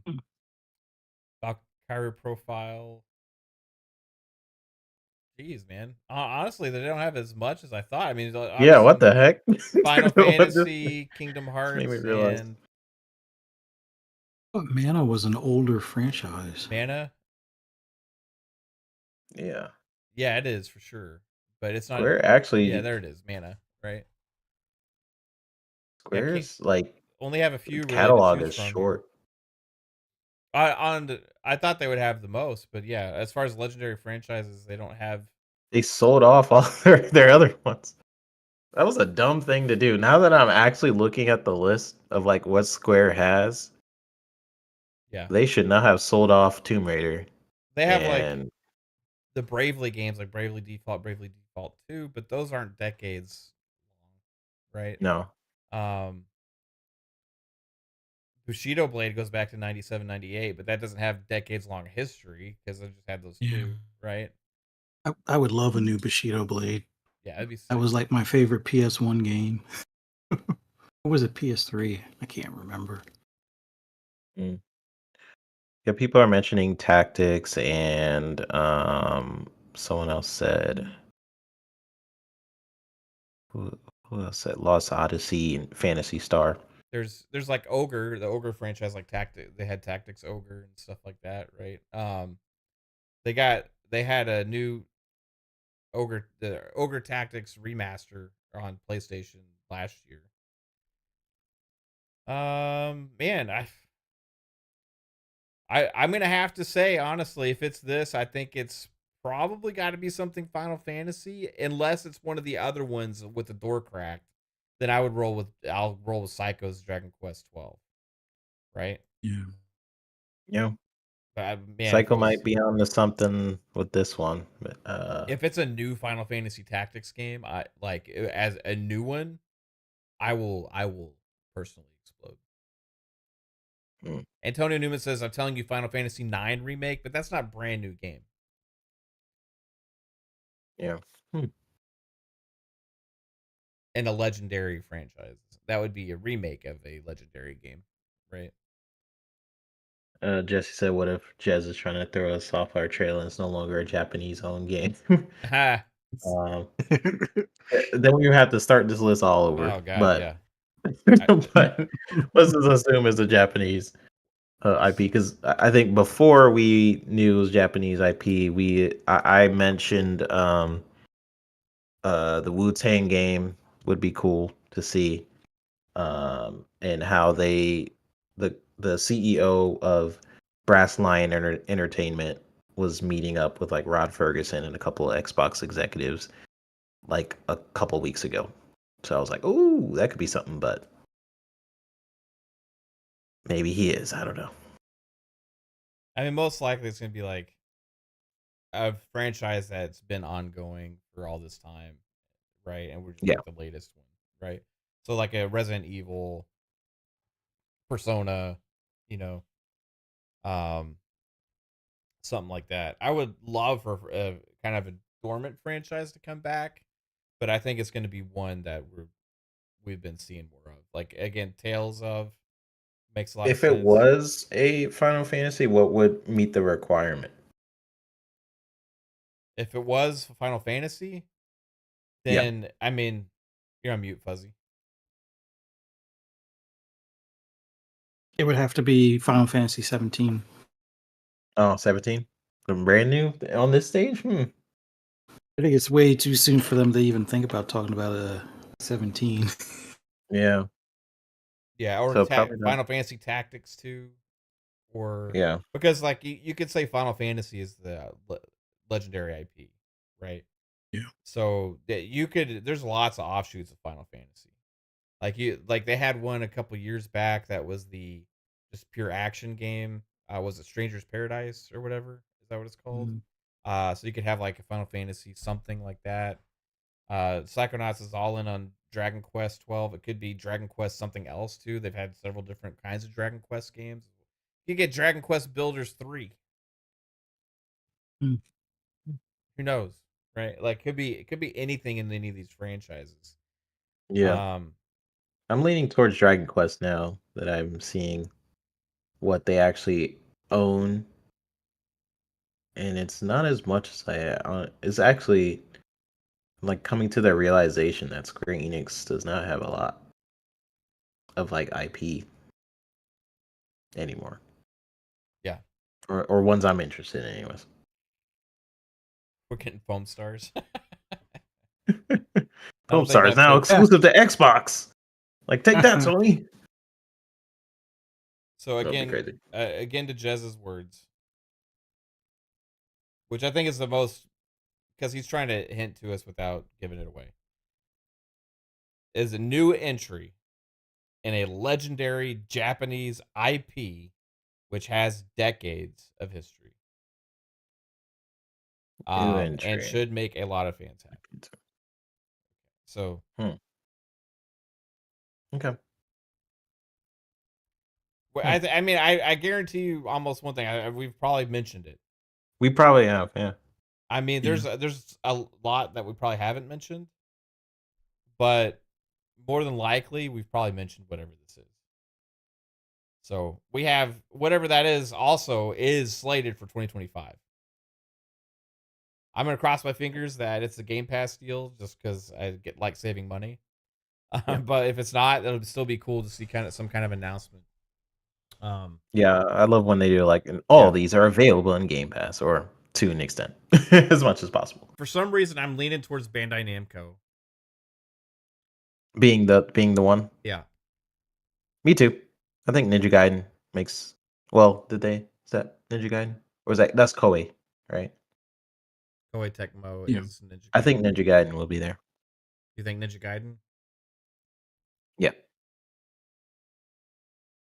I think that one would be a big enough shockwave. Having it, even if it's not exclusive, just having that as a new one other than like the side scroll one that's coming out now, I think that would be huge. Yeah, it kind of makes sense because like not only the 11 character thing, but them trying to get people to jump back into that franchise again, and having people be like, "Ooh, look, you got Ninja Gaiden, and here's the new one." You know, like getting IP recognition again. I don't know. Yeah. Jasper Makes says sense. Mario coming to Xbox. Nintendo throws Xbox a bone. Yeah, it'd be crazy. That would be that would break the internet. Yeah. All right, so let's move on past this. I think we put out plenty of speculation. I'll say Bandai Namco, and I'll just, because I want to see this happen, I'll say out of their franchises was Ace Combat. I'm just throwing it out there just for the fucking Ace Combat, throwing it into a world. Awesome. Heck yeah. Heck yeah. Legendary gaming IP, Final Fantasy, Persona, Resident Evil. Yep, that's a good one. I see it. I see it. I was hoping maybe a co-pilot would be able to break the code or break security protocols over at Microsoft. Tell us what that game is. It like goes through their database. Another game that, so I don't know why this keeps coming up because I thought it was too far fetched to be real, but another one of the rumors that came from Tom Warren originally, and then again kind of reiterated on Nate the Hates podcast when he had Rand on, was that Gears E-Day could actually still be 2025. Could be slated for 2025. Again, you have a couple people kind of being like, yeah, I think it's 2025. Like, Yeah. if I'm gonna say I think it's gonna be 2026, right? Just Yeah. personally. But if these insiders and stuff or people that are in the know are accurate about this, and Gears E-Day is actually 2025, that would be hands down, without a doubt, unquestionably the biggest year ever for Xbox with releases in one year. Yeah. Yeah. That would be insane. You got Avowed, South of Midnight, and potentially Gears all in 1 year. I mean, that's I mean, fuck, that's a dude. lot. Yeah. Outer And Worlds 2, Mm-hmm. yep, Outer Worlds 2. That's not even counting all the third-party games yeah. coming out this year I too. mean, Fables this year. Yeah. Unless there's some rare. smoke that it could get pushed to 2026, but like, Something's I don't getting know, pushed. the thing that's weird to me, like, if Gears was originally 2026, and this is the only reason why I could see them bumping it to 25, like it's already done and polished and whatnot. The only thing I could think of is that they're afraid of putting Gears and Halo in the same year for the launch of the next gen console. Like, oh, that might be overkill. Let's spread this out. Have Halo with the launch, and then push Gears E-Day 1 year earlier, or prior to that launch window or something. That's, I don't know. I hope I'm wrong, but No, you make a good point because now they're not just battling. They have so many games coming, and they have to figure out what to spread it. But now they have to deal with the fact that their console is about to come out. We know there's possibly a handheld or something coming out maybe this year, and then yeah, so they're not just battling with these games come out this year. They're battling with which game can we release with our plans for the console as well to kind of showcase it. So yeah, I mean, you make a good point. In that case, yeah, I don't know what they would want to do. If it was me, I would want Gears to be a showcase kind of title for the box or whatever. yeah. Like that was my biggest problem with PS Pro. Like, oh, you have a PS Pro. What games are you showing on it? Oh, the games that came out a while ago. I'm like, really? So hoping Xbox Yeah, the is. same games you have to turn the pisser off for. Yeah, exactly. What is the power of the Pro? Last of Us. and there's smoke too. Again, that Oblivion remake is real. Yeah. That keeps Yep. coming back up. Yep. Jez in this article again, like his first thing that he said that I had read here earlier, was Microsoft will still have some Xbox exclusives to reveal this year too.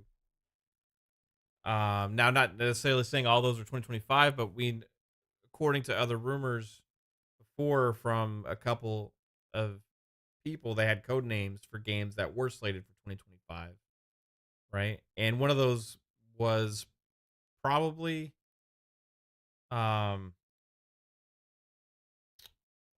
was the other one that was just announced for this year? Do you think Oblivion or not announced this year, but rumored. One of those is probably Oblivion remake, Oblivion? but Yeah. the other two, like, we still don't have any clue what they could be. So One of them's got to be the Bethesda Online Studio, hopefully, for Kestrel. yeah, so that's another one that keeps coming up too, is ZeniMax Online, because they should be due for their announcement. And if it doesn't hit this year, it's probably next year, because that game's been in development for a long time. And it's supposedly a big ass game, too. So I'm just like looking at everything that they got. And when we did this before, what was it, 2 weeks ago on Xbox Ultimate? we were breaking down what 2025's roadmap looks like and which games we think are going to be here this year. And so we were pushing games that were either probably this year or next year. You know, if we like did cut it off this year, we'll put it in for next year, like some of the rumored games. And what ended up happening is we made 2026 way too stacked. Yeah. So no matter like again, no matter how you slice it, 2025 and 2026 are both going to be insane. So any of these rumors now about games actually coming out possibly this year that I wouldn't have thought so is not crazy to me at this point. Yeah. Because either it's going to be even extra crazy this year, it's going to be extra crazy next year. Regardless, Yeah, it's and fucking nuts. and a lot of games, like Razor makes a good point. He says maybe Gears E-Day launches this year if GTA 6 gets delayed until 2026. A lot of studios, I mean, even Yeah. Xbox, Matt Booty admitted like we're waiting until GTA 6. So once that second trailer for GTA 6 comes out, um maybe it'll be sooner than later. That second trailer will probably have the release date or something. I don't know when they plan on doing it. But once they have a release date for that, that will set in stone for a lot of other studios their plans for what they want to do. Because I would not put any release date until I know when the heck GTA 6 is coming out. Now, something else that has been heavily rumored is that the Switch 2 announcement is going to be very soon. Like, like this week, next week, something like that, right? I forget when they said, but coming up very, very shortly. And what they're saying is that it'll be. Was this another Nate the Hate rumor? Or was this somebody else? I can't remember. What, you mean the Switch 2 thing? Or Yeah, the Switch 2 thing. I don't know where these Okay. rumors. Sure. I saw it all Wait, over the let damn me place. see. Yeah, it was. So the rumor is that it's going to be like within a week or so the Switch 2 hardware announcement, and Yeah. then later in like February or March they will have a like game show direct, Yeah. kind of Also talk Nate about the the Hate. games. Is also Nate the So Hate? Okay, yeah. so So I mean I think it's probably feasible that that's going to happen. The Switch 2 is bound to get announced. I mean, shit, we already all saw the prototypes of it at CES thanks to Genki, right? Yeah. Now what I want to know is now there was another rumor that proved to be fake about the launch lineup for the Switch 2. Somebody out there Mhm. put it out and then he was like, "Yeah, sorry, it was fake or whatever." But what I want to ask is like what do we actually think will be on the Switch 2 at launch? uh I'm guessing it launches this summer, probably yeah.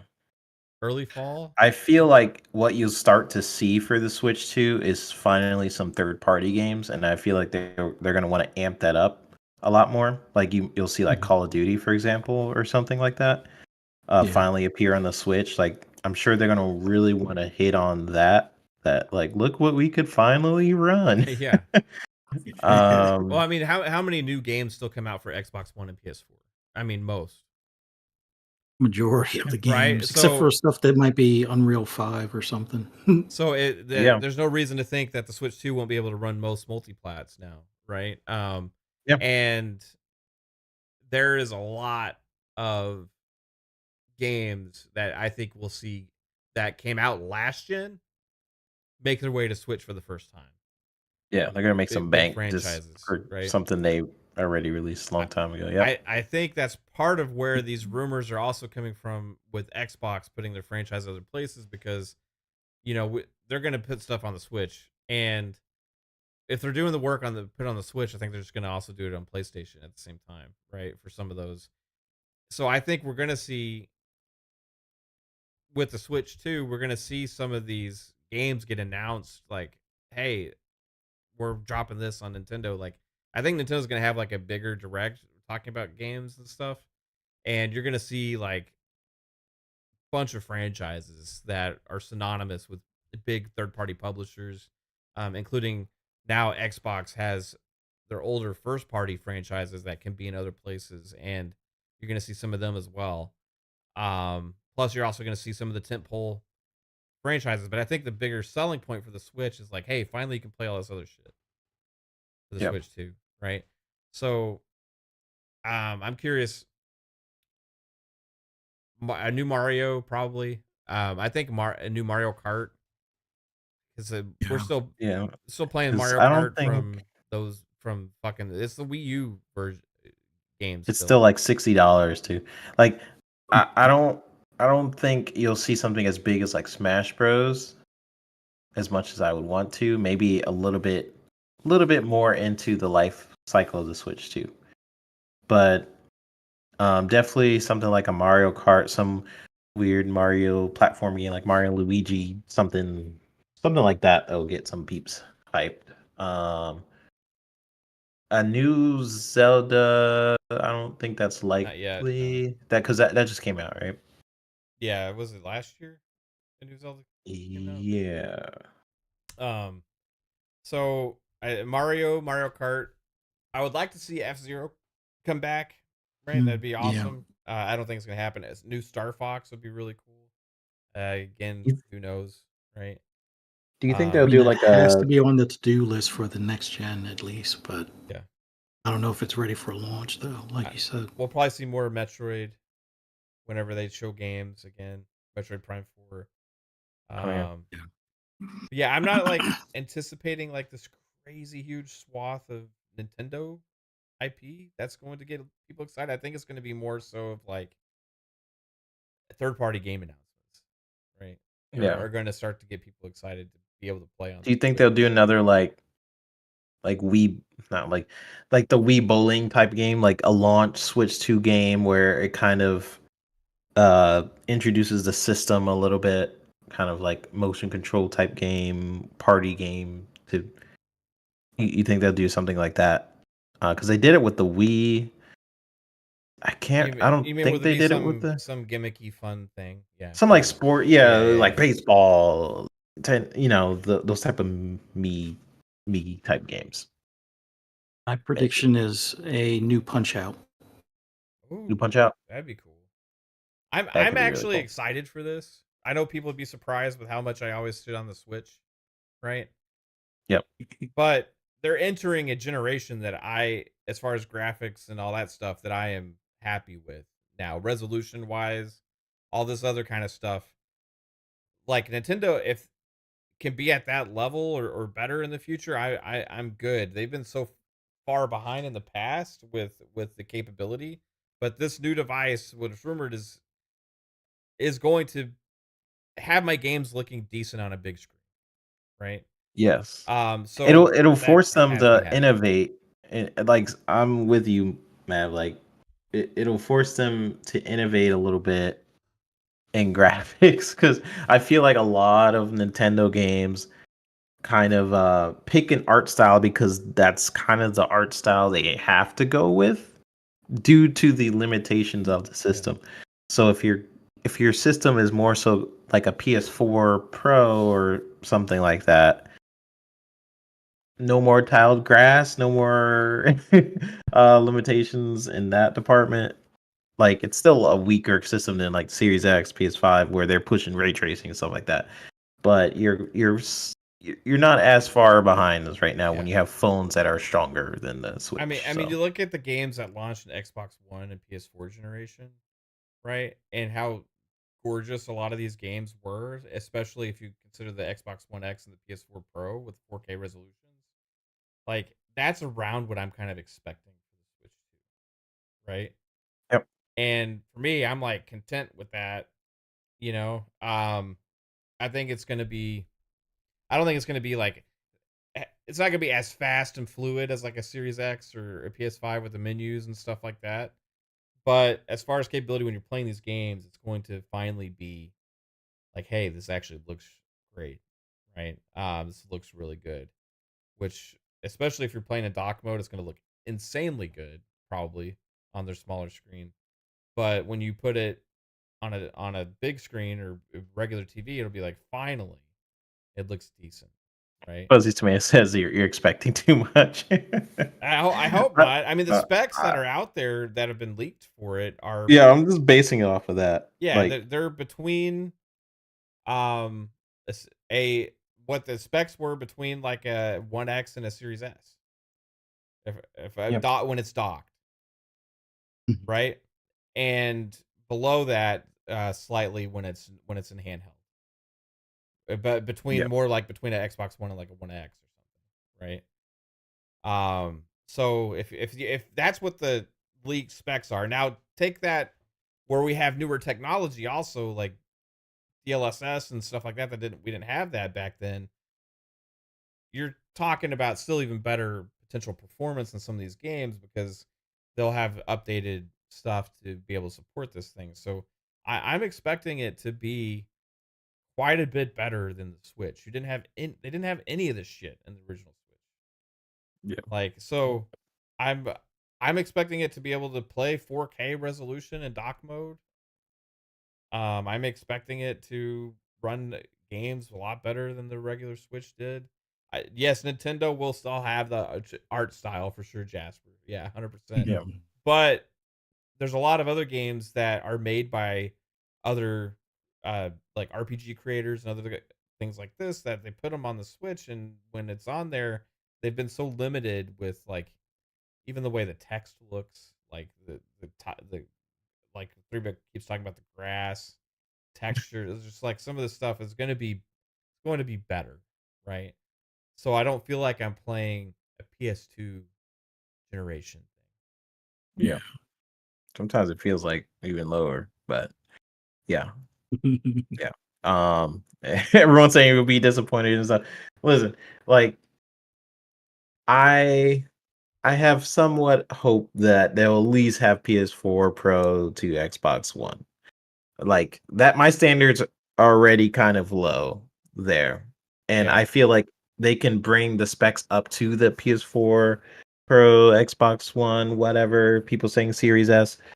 Um, I feel like they can do that, and it could still be very cheap for them. That's how far behind they are.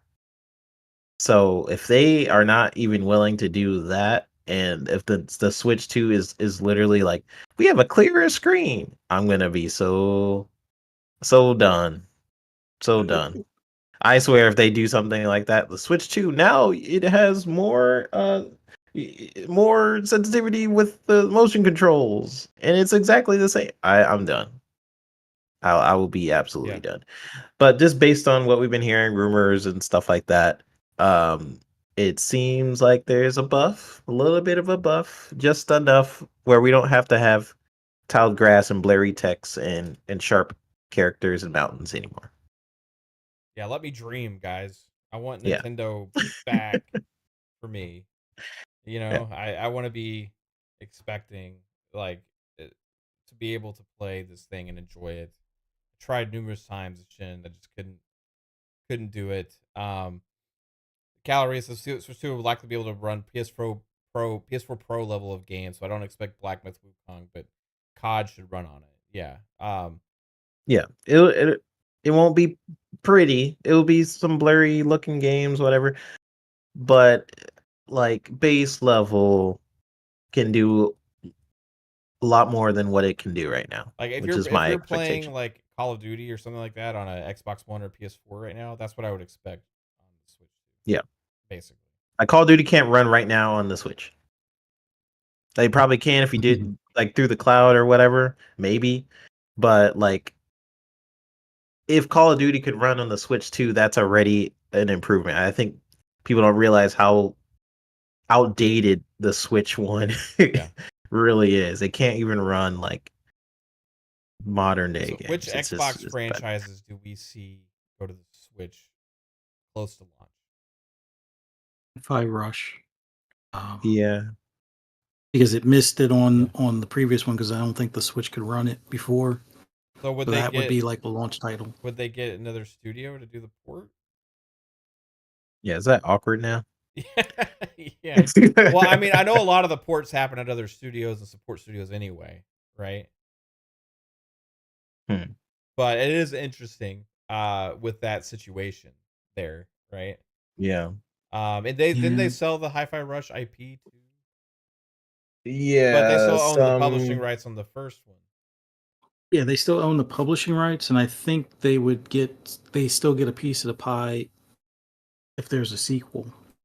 So I think anything that Krafton does with Hi-Fi Rush, I don't know what the percentage is, but Microsoft still gets a piece of it.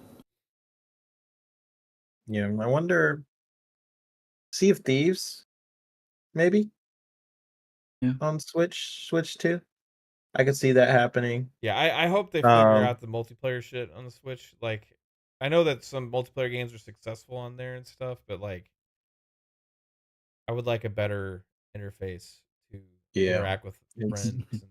it's really bad that like it's normal for people to be like, "Oh, I can't really talk with my friends on Switch. I have to use a Discord Yeah, or well, everybody Xbox." fucking Like, uses Discord these days anyway now, so but it's like yeah, I know. it's Like, that bad. That it's bad. gotten to the point. I think the Switch and PlayStation's also shit party chat have and PC gaming have turned Discord into the default game chat place. And Xbox was the only one that really had it good, right? But Discord's so popular, like Xbox is like, okay, we're gonna do Discord too now, right? Because it does help for crossplay and all that shit, right? Yeah. It definitely helps for crossplay. I actually like using Discord chat on the Xbox now too. So I'm gonna say the whole that aspect of it is less of an issue, but it's like seeing what your friends are playing, having like a unified friends list, like sending messages, like all that kind of stuff, like could be definitely Yeah. better. That needs to improve, but something tells me that's gonna stay exactly the same. Um, I but yeah, I can see see if Forza I can Horizon. see I like Sea of Thieves. Forza. I Sea like of Thieves I can see. Master Yeah. Chief Collection. Now this is one that was Yeah. rumored from some that are it's going to be going to other places, including PlayStation.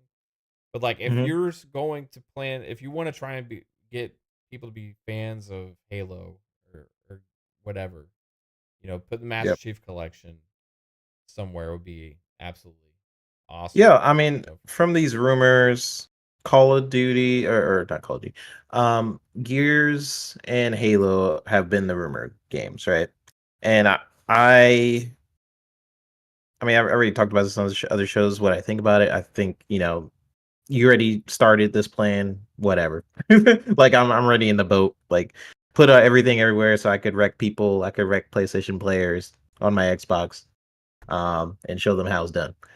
However, um, the timing on when these could happen is what I'm interested in. Like what the plan would be for a Halo or Gears to go on the Switch. Like if they're doing Gears, like a Gears collection, pairing that up with like getting people to like the Gears franchise, and then Gears E-Day comes out, and then people are like, oh wow, like will that make people interested in Gears E-Day? Because I'm pretty sure Gears E-Day is only going to go on the Xbox, um, as far as I know. And then you have on top of that, like the rumors from Nate the Hate. So I have to bring this up too, because Nate the Hate, what he did get right before was the 3 games going to the platform. It was like Pentiment, Sea of Thieves, and Hi-Fi Rush. That was something that he said earlier on in shows, and then that ended up being true. What he also said was Starfield will be on PlayStation alongside the DLC. Whenever the DLC launches, that's when Starfield will launch on PlayStation. You have to take that into consideration too. As of the date of this show, 1/13/2025, could change. People watch this in the future, be like, 3-bit, you're wrong. However, as of the date of this show, Starfield is not on PlayStation. Um, so could those plans have changed? Internal plan, sure, but you still have articles up saying Starfield is going to PlayStation, and there's no evidence or cadence to that. So we'll see when they actually would plan on putting these games like Halo or Gears on these other platforms. And just be wary of rumors. Things could happen internally. I'm not saying like I think Xbox will eventually put Halo, Gears a lot on other platforms. It just kind of makes sense with their current plans. I'm not saying that's not going to happen. Just saying the timing of it is what I'm interested in. We'll see when these things actually play it out. So I'm just saying. I'm just saying. Based on these insiders sometimes say, plans could change. Then people are outraged over something that didn't even happen. So Yeah, there's just rumors, and some of it's everything is just rumors. We're speculation, speculating. right? Yeah. That's people. Some like I say at the beginning of the show, if people just like stop getting upset about rumors and speculation and just focus on their experience. The worst thing for Xbox is that they haven't had the ability to really control their announcements because they got somebody out there spreading information, right? Hmm. And some of it may be fake though, and we don't know. But Xbox is talked about more than any other platform, right?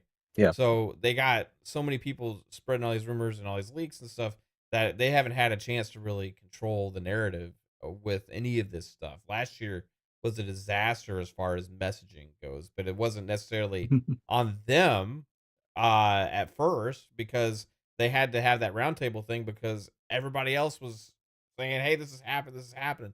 So they went out there and they did it, as opposed to they would have maybe later just announced these things like as happening, and people would have a chance to feel about it how they did with the announcement, right? Yeah. As opposed to months of doom and gloom before it happens, right? So it's very interesting how that can all play fact on the psyche with the way people feel Yeah. about And stuff. Xbox has changed since then too. Yeah, because you turn like an announcement. How does this make me feel? And then it quickly happens, right? To like instead, it's months of negativity leading up to it, right? So it becomes something even more worse. However, that's also partly on them because they have somebody that's putting the information out there, and it's also them for not getting ahead of it, right? So, I mean, it's a problem with them being so tight knit to the community, which also don't want that to change necessarily either, right? Because I like when they interact with the community and stuff on social media and stuff like to an extent. Sometimes they shoot themselves in the foot because of it. You But know. it's better to have that interaction with your fan base than not to. Like for me, just as a fan of a brand of that creates things, I like them interacting, like in general. It just Yeah. creates a If you look better at the community feel, you know? Yeah, I like it too. It's like out of the big three, Xbox, Sony, No, and the other ones don't do Nintendo. shit. I mean, it's You like, you will never see a Nintendo executive. Oh yeah, I'm working yeah. on Mario right now. Like you won't hear anything from Nintendo, or They don't even want Sony to really. admit stick drift. Yeah, you won't hear that. I do feel like the downside of that is pretty much what Xbox has gone through is people feel like Xbox like you owe like they owe them something like oh, where is my game? You said it will come out next week. Like you feel so attached to them. And we've seen this with prominent people in the community where they're like, "Oh, I'm obliged to know this information." Like, "Phil, why haven't you called yet?" Why You haven't you know, type of replied to my vibes. email?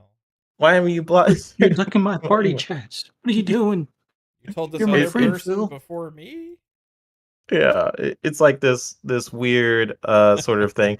And so I do feel like after that big announcement of the three games, Xbox did dial it down a little bit of like community They still interact with the community way Yeah. more than the other ones, but they definitely was like I think they realized that they're like, okay, people are Well, because getting a I little also a too. lot of some of the news that they have is also kind of like, well, Yeah, that too. I know Yeah, that some of these people aren't going to be so excited for some of this stuff, but like if we focus again like on the things that we are excited for, and it's like, you know, yeah, really we're like I'm not losing anything here, I'm actually only yeah. gaining more games this year from Xbox that we found out about, and that's going to continue to be the case.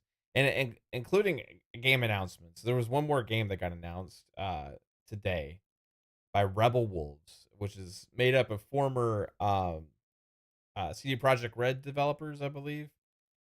Just announced Oh, this new game, I haven't heard and of this. it's already spreading around like wildfire because it looks sick. And in fact, Jasper, all caps, demanded that we must watch this trailer in the chat, which I did. I don't think I checked it out yet.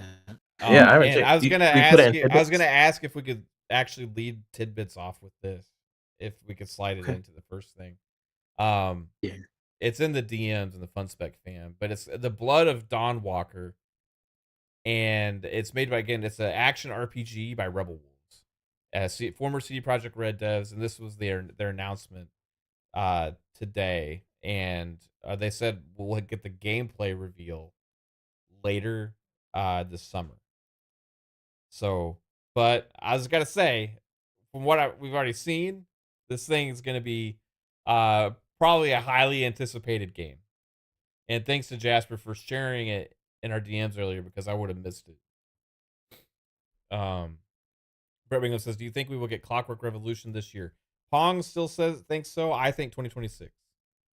But when I said that, 2026 is going to be absolutely nuts. So, but I think it'll be. I think personally it'll be 2026. All right, I'm Yep, gonna hit the join I thing, think so. and oh yeah, but before we hit play, this is the last segment on. What is this? Is this an ad? Okay, ad. My fault. Before this is the last segment on FSP where we look ahead at the games releasing for the week. It's called.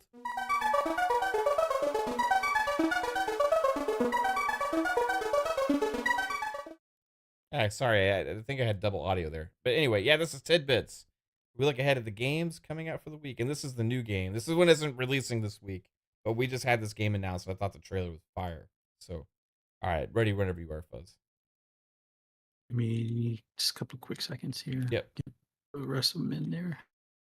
Let's see. Yeah, this was so Rebel Wolves was former CD Projekt Red developers, and we already knew that former CD Projekt Red developers were working on an RPG because this was announced when they announced the studio, and people were getting excited for that.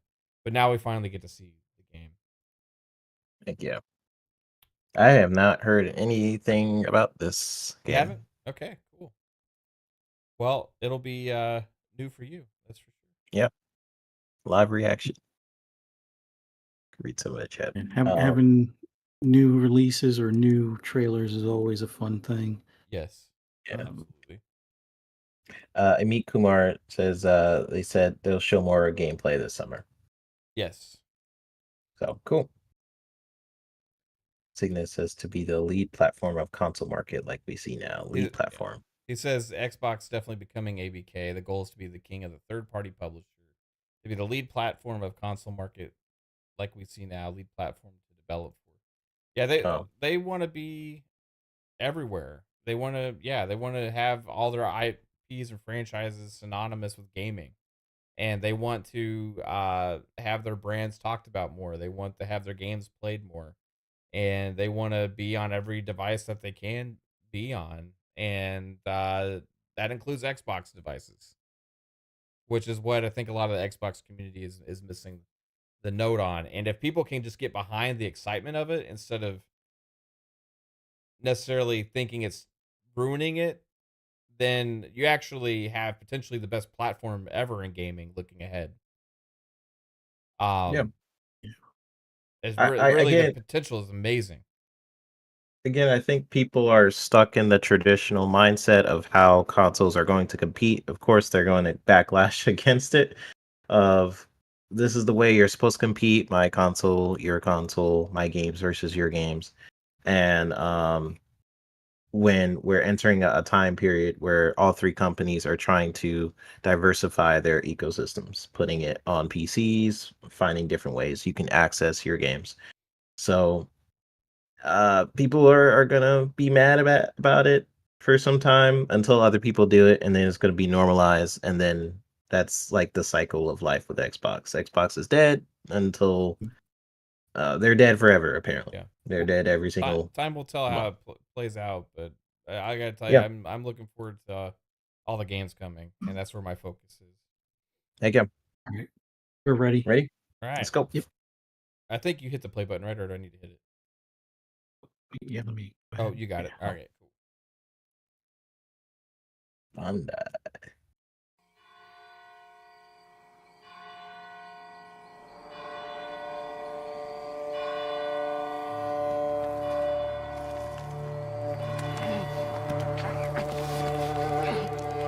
Already liking the vibes. Must be here somewhere. This way!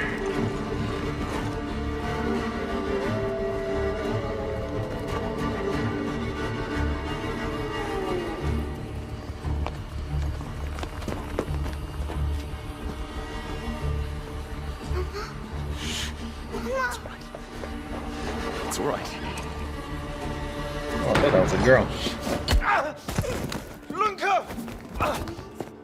Don't hurt her! You gave us quite the chase, young. Please, sir. She's just a child! Ah, Roderick, remind me. Did I make an exception for children? No, sire. No. That would have been foolish, would it not? They spread the plague just as well as adults. And there's only one way to stamp out this sickness. No!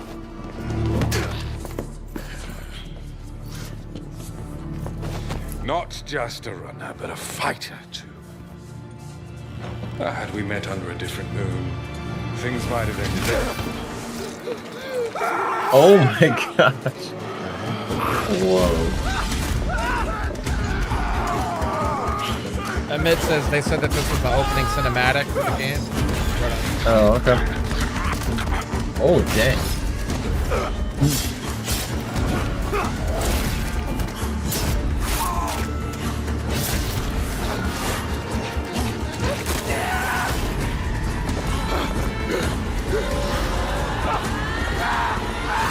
Pop.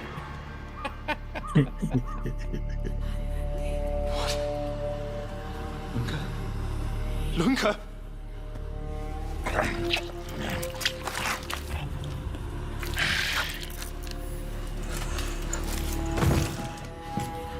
My sister. She needs help. Fast. Please, let us pass through. I beg of you. Please. Please.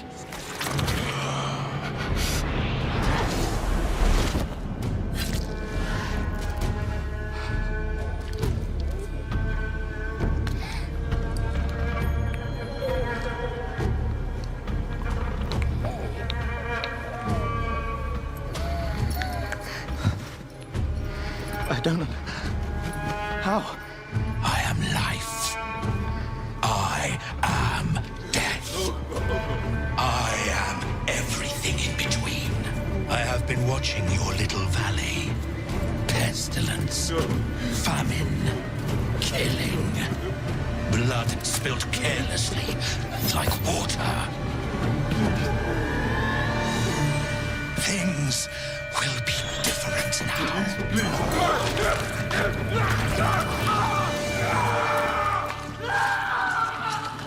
For all of you.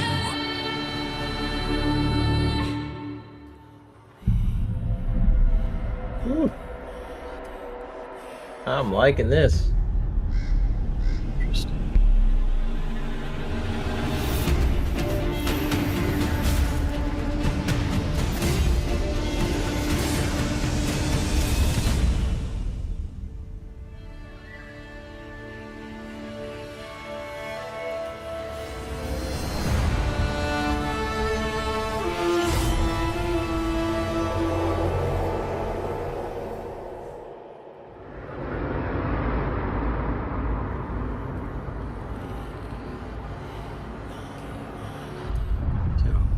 if it reveals Xbox's showcase or the Summerfest.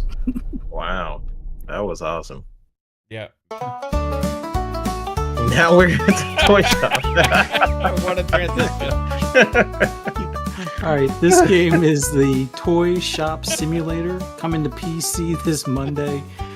It's on sale on Steam right now for $11.04. Toy Shop Simulator. What a transition with the music.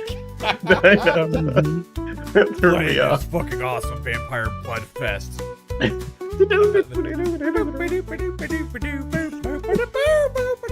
Buy some toys here down at my toy store. We got Robin Hood out sitting out by the tree.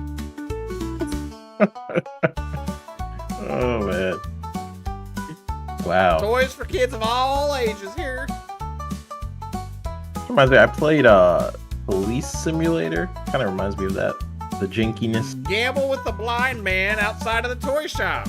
It sounds like a fun activity for all kids of all ages. Oh man. When is this? This is coming out soon. It should already be out on Steam now. Did that say Okay. Marvel? Did they have a fucking Marvel sign on the wall? Did y'all see that? I missed it. Wow. Right, this next one is Annihilate the Spence, the Spance. Coming to PC this Tuesday for $29.99. Say the pants? Spance, Spans. like Expanse, Expanse with spans. pants with an S, or no, not pants. Expanse. Expanse. Expansive. Spanx. Is this? I missed the platforms. Is this PC only?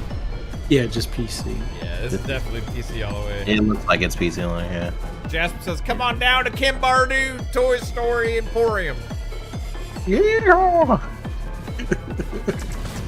That's a lot of ships. Oh yeah. Whoa. This is the only toy store you can get a Buzz and a Woody. Annihilate the spans. That looks like it could be cool. Get a Buzz and a Woody and go play with the blind man outside. Annihilate. Alright, this next one is Hyper Light Breaker, also just coming to PC this Tuesday for $19.99. Love the is art like, style. this is like a roguelite. Like, it's supposed to be very good.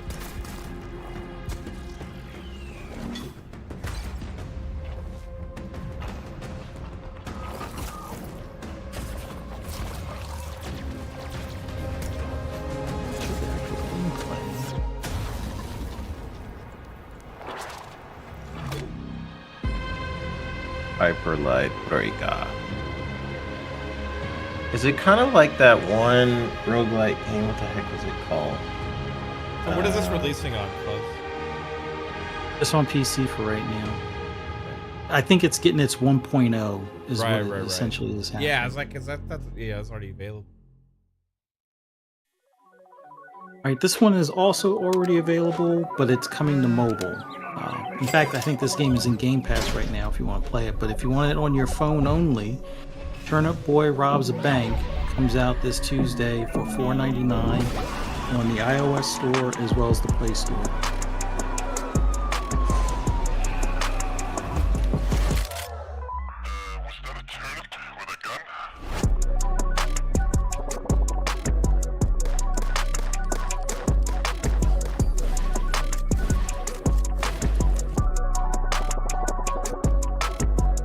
Like the beat. This game is fun. The only drawback is it is a bit of a grind to get like the better weapons in your inventory.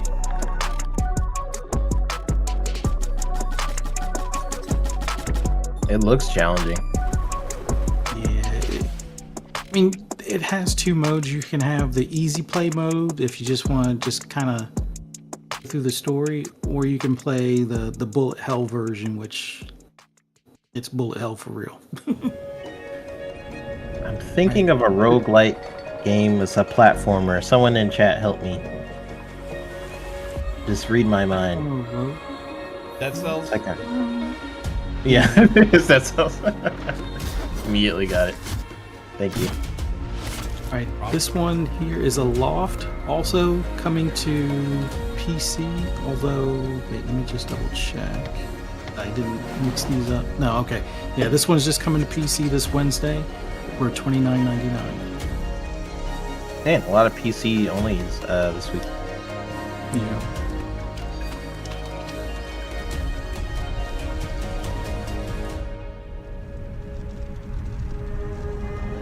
I like the art style.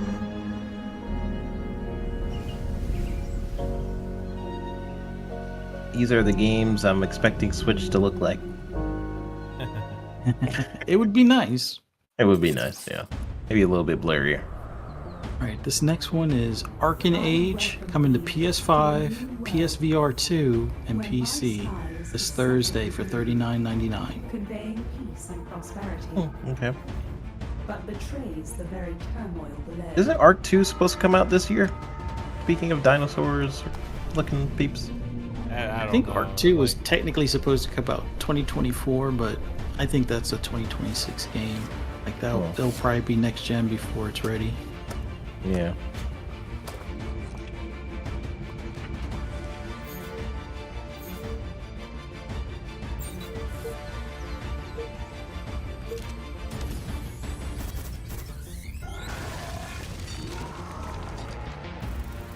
Not seeing a lot exciting. The art style is actually bad. It's VR games, so Yeah. Like, it could be cool. I think it's just, I don't know. There's something wrong with it. It looks like a game from like 2 generations ago to me, but then again, with VR games, I don't know. I'm finally going to get my own Quest 3 this week. I meant to pick it up today, but ran behind on some stuff. I mean the Yeah. gameplay could be fun. Yeah, I'm wondering if the gameplay is really fun and it's like just throw me off seeing it like this. It's weird seeing games like this in VR and like now and like without great graphics also. Like Yeah. it's Yeah. Actually, it I'm would thinking just about creep getting me a out VR. my hand looking like that in VR. Like I think I got Like, some kind of disease. What happened to my hand? No, I think I might invest in a VR this year. So if anyone in the chat has recommendations, let me know.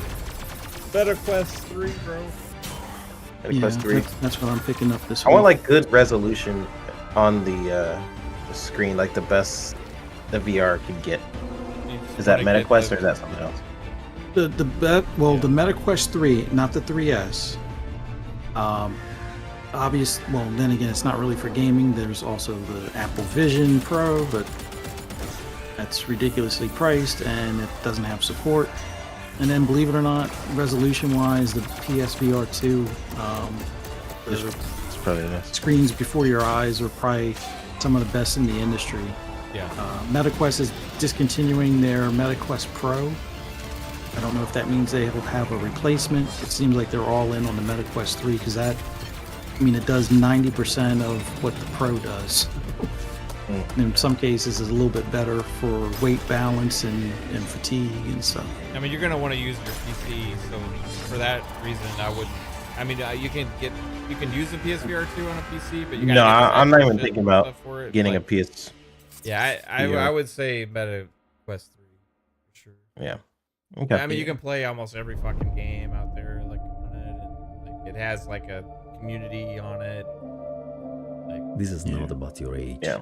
Sounds good. This is the one that I'm looking the most forward to, which I'm probably going to pick up the early. It's coming to is early not your access. car. It's a Seta Corsa Evo, just PC early access for right now. This This isn't about Thursday. your experience. Expect to pay anywhere from, I think they have like a It isn't about startup one for $39.99 all the way up to and it isn't $99.99. about how you portray your love for driving. This one should be Because car the gold passion is a standard state of here, mind.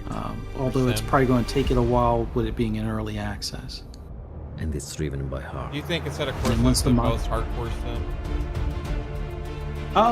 That's not subscription related. Yeah. Assetto Corsa, not their competition one. The competition one is good now, but it's mainly if you're doing like the GT car racing or touring car stuff.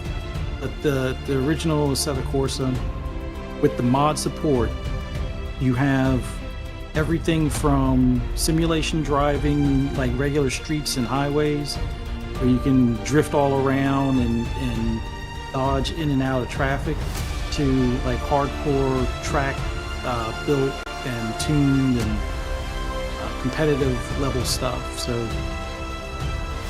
out of the box, it's not the greatest, but I think you can get a set of Corsa now for like $4 to $9 for the original one, and then the mods out there, 99% of them are free. I think the only real things you pay for are like the tune builders and stuff. You can make that game as realistic at looking as you want, and you track focused or simulation focused, like you're driving, the streets of New York and stuff like that, or Tokyo. All right, this is Blade Chimera, coming to Switch and PC this Thursday for $17.99. I love the art style. Yeah, that looks pretty cool. Dang, I might have to get this. Yeah, it's pretty rad. Yeah. It's been a while since I played a platformer game. I have to pick it up. I'm just mad that it's always Switch and PC. Yeah, this will be a what do you call them game, a Steam Deck game for me. Yeah, this next one is Donkey Kong Country Returns HD, only on Donkey Switch Kong for Country $59.99 this originally released Thursday. on the Wii Fucking system, is $60. barreling onto Nintendo Switch Yeah. in HD. I can't believe this The is villainous $60. Tiki-Tac tribe You know how many has times I've hypnotized the played local Donkey wildlife Kong Country? and stolen Donkey Kong's precious banana horde. But you didn't play it in HD. Is it? It's not. It's like No, this is the old Switch one. has their This is own the version. This is like the. Pound him. This is the same one And I roll remember playing. on I think, through. like way back on Each the fucking. level is filled with hijinks, but they're no did match I for play these this top first time? bananas. From GameCube manic or minecarts what was the last? I don't know. to high-flying But rocket I just find HD it is worth funny. at least another $20 on the regular and price. even hitching a ride And on it's Nintendo; Rambi. they never go on sale. So. There are plenty of It's like Nintendo's transportation version of methods available. HD is not actually HD. Pass a It's like Joy-Con controller to a buddy for two-player local it's co-op. their version of HD. 80 appealing levels It's are in store, 60% of including HD. the additional levels from the Nintendo It's like 3DS HD but version. 720p. Like, oh, then what the heck? I guess technically. Donkey Kong Country Returns Yeah, so HD Zach Rice says at first it was on swings the onto Wii, the then it was Nintendo on Switch 3DS, system yeah. January 16th.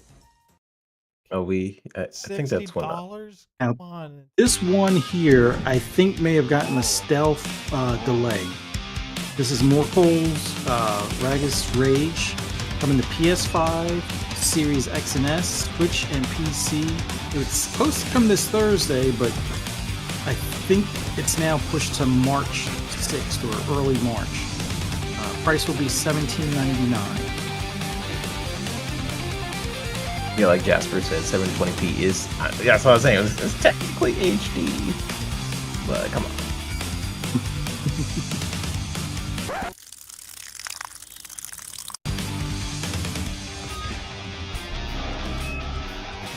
This might be this Thursday just for PC, but the others are coming March or something along those lines where it's Peggy 16. they changed something at the last minute. Yeah, There's probably another big one this week. You have crossed paths with Dynasty, men who Dynasty will one day Warriors bring about Origins order. coming to PS5, Series X and S, Until and then, PC this you must Friday for adapt to the chaos $69.99. and find a way to survive. So choose It's been a your while since I path played a wisely. Dynasty Warriors Go game. forth and learn what it means to be a hero. when Digital Foundry did some sort of tech review on it, You claim to strive for It's justice, but have no way quite to a bit achieve more it. NPCs Tearing on down screen. the system without providing an This time around? alternative Oh, is okay. mere wanton destruction. If you Yeah, had what I- hundreds before, now it should be thousands. Nice. I mean, that's what I always liked about the series. Is it's like it's just chaos, it's a bunch of enemies on the screen at once. It just feels like you're in a war. So it's pretty cool. I get claustrophobic. Playing Dynasty Die Warrior has games. been cast. I'm surrounded. All that remains is to Yeah, see this. not a lot of through. games are doing what they do, so I appreciate that.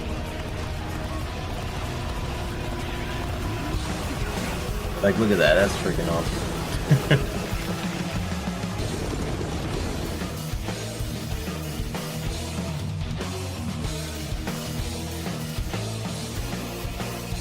I think my main problem with Dynasty Warrior games is like you beat up people and then it's like not always clear. Like the UI is just bombarded with like crap. Like what the heck am I doing? Type of. Yeah, that's just me. So Zach says it's got like an 80 on meta so far. That's like it's not bad. It's pretty good. That is cool. Right. Peggy Tales 12. of Graces F Remastered is coming to PS4, PS5, Xbox One, Series X and S, Switch, and PC this Friday for $39.99. you, no matter what. From now on, 1080i no is matter considered what happens, HD. the three of us will always be friends. Yeah. We will always be friends. We will always be friends. Tales of Graces. The faster we finish this Fun war, speculation, the sooner family, and peace will chat. be We will restored to our always be land. friends. I'll Forever. do whatever I can to make that happen. When I left home, I swore to become strong. I swore I would never I will again like fail and to comment protect this someone. video. I will Believe it. protect Now, everyone. Everyone that I, I want to love. protect your Everyone home. that loves me. She's the reason I got to For see the you sake of again. everyone. The I next must time I do it. visit Mom, I can. I'll I come as will. family. I wish I had magical powers. I don't want you to face that same regret. Gotta add the screams, dramatic scream.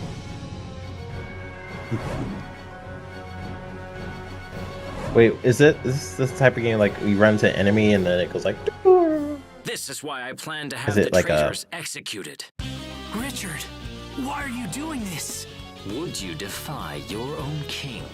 What you're Did I doing play this is before? wrong. Shut up! Shut up. I've come Not too wrong. far Right. to let you stand in my way.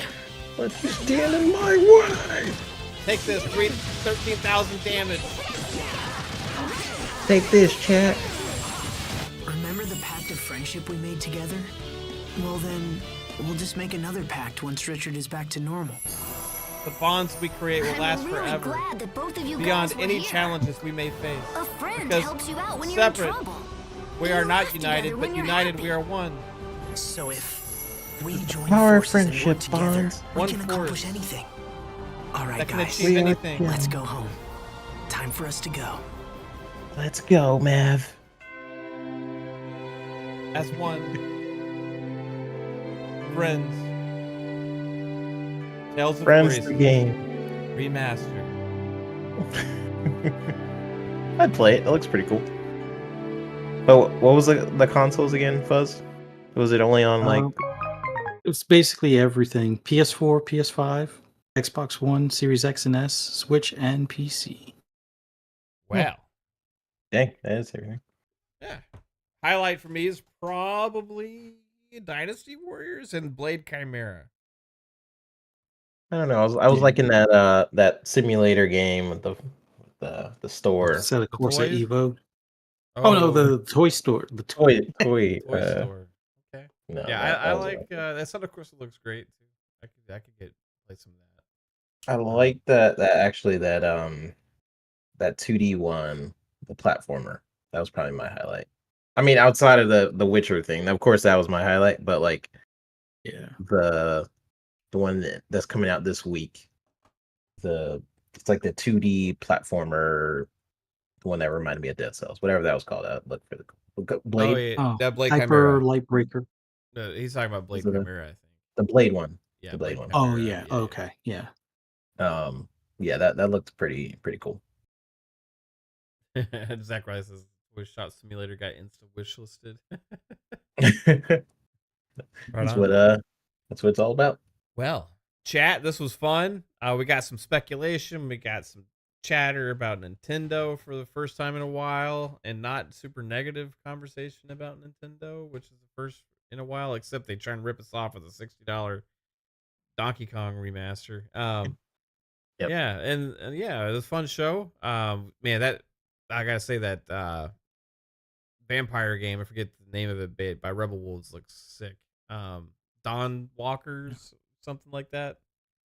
Yeah. Yeah. The Blood of the Dawnwalker. Blood of the Dawnwalker. That Yeah, I looks think it looks sick. Yeah, we'll see when. I don't know when it's gonna release, but we're gonna get the gameplay this summer at something. So fun show, everybody. 3-bit. Tell everybody where they can find you, sir. Great show, y'all. Everybody in chat, you guys are amazing. Every time you guys drop on by, appreciate y'all. You guys can find me on the bluest of skies. I 3-bit is where you guys can find me on there. On YouTube, right here, Pixelated Echoes every Sunday with myself and Fuzzy. We will be having an earlier show next Sunday at 3 p.m. with Jez. I'll just announce it here. Why not? Jez, we'll be talking with Jez, and we'll get the answers that we're looking for. So if everything works out, it'll be at 3 p.m. Eastern time. If not, you guys will keep you updated on the bluest of skies.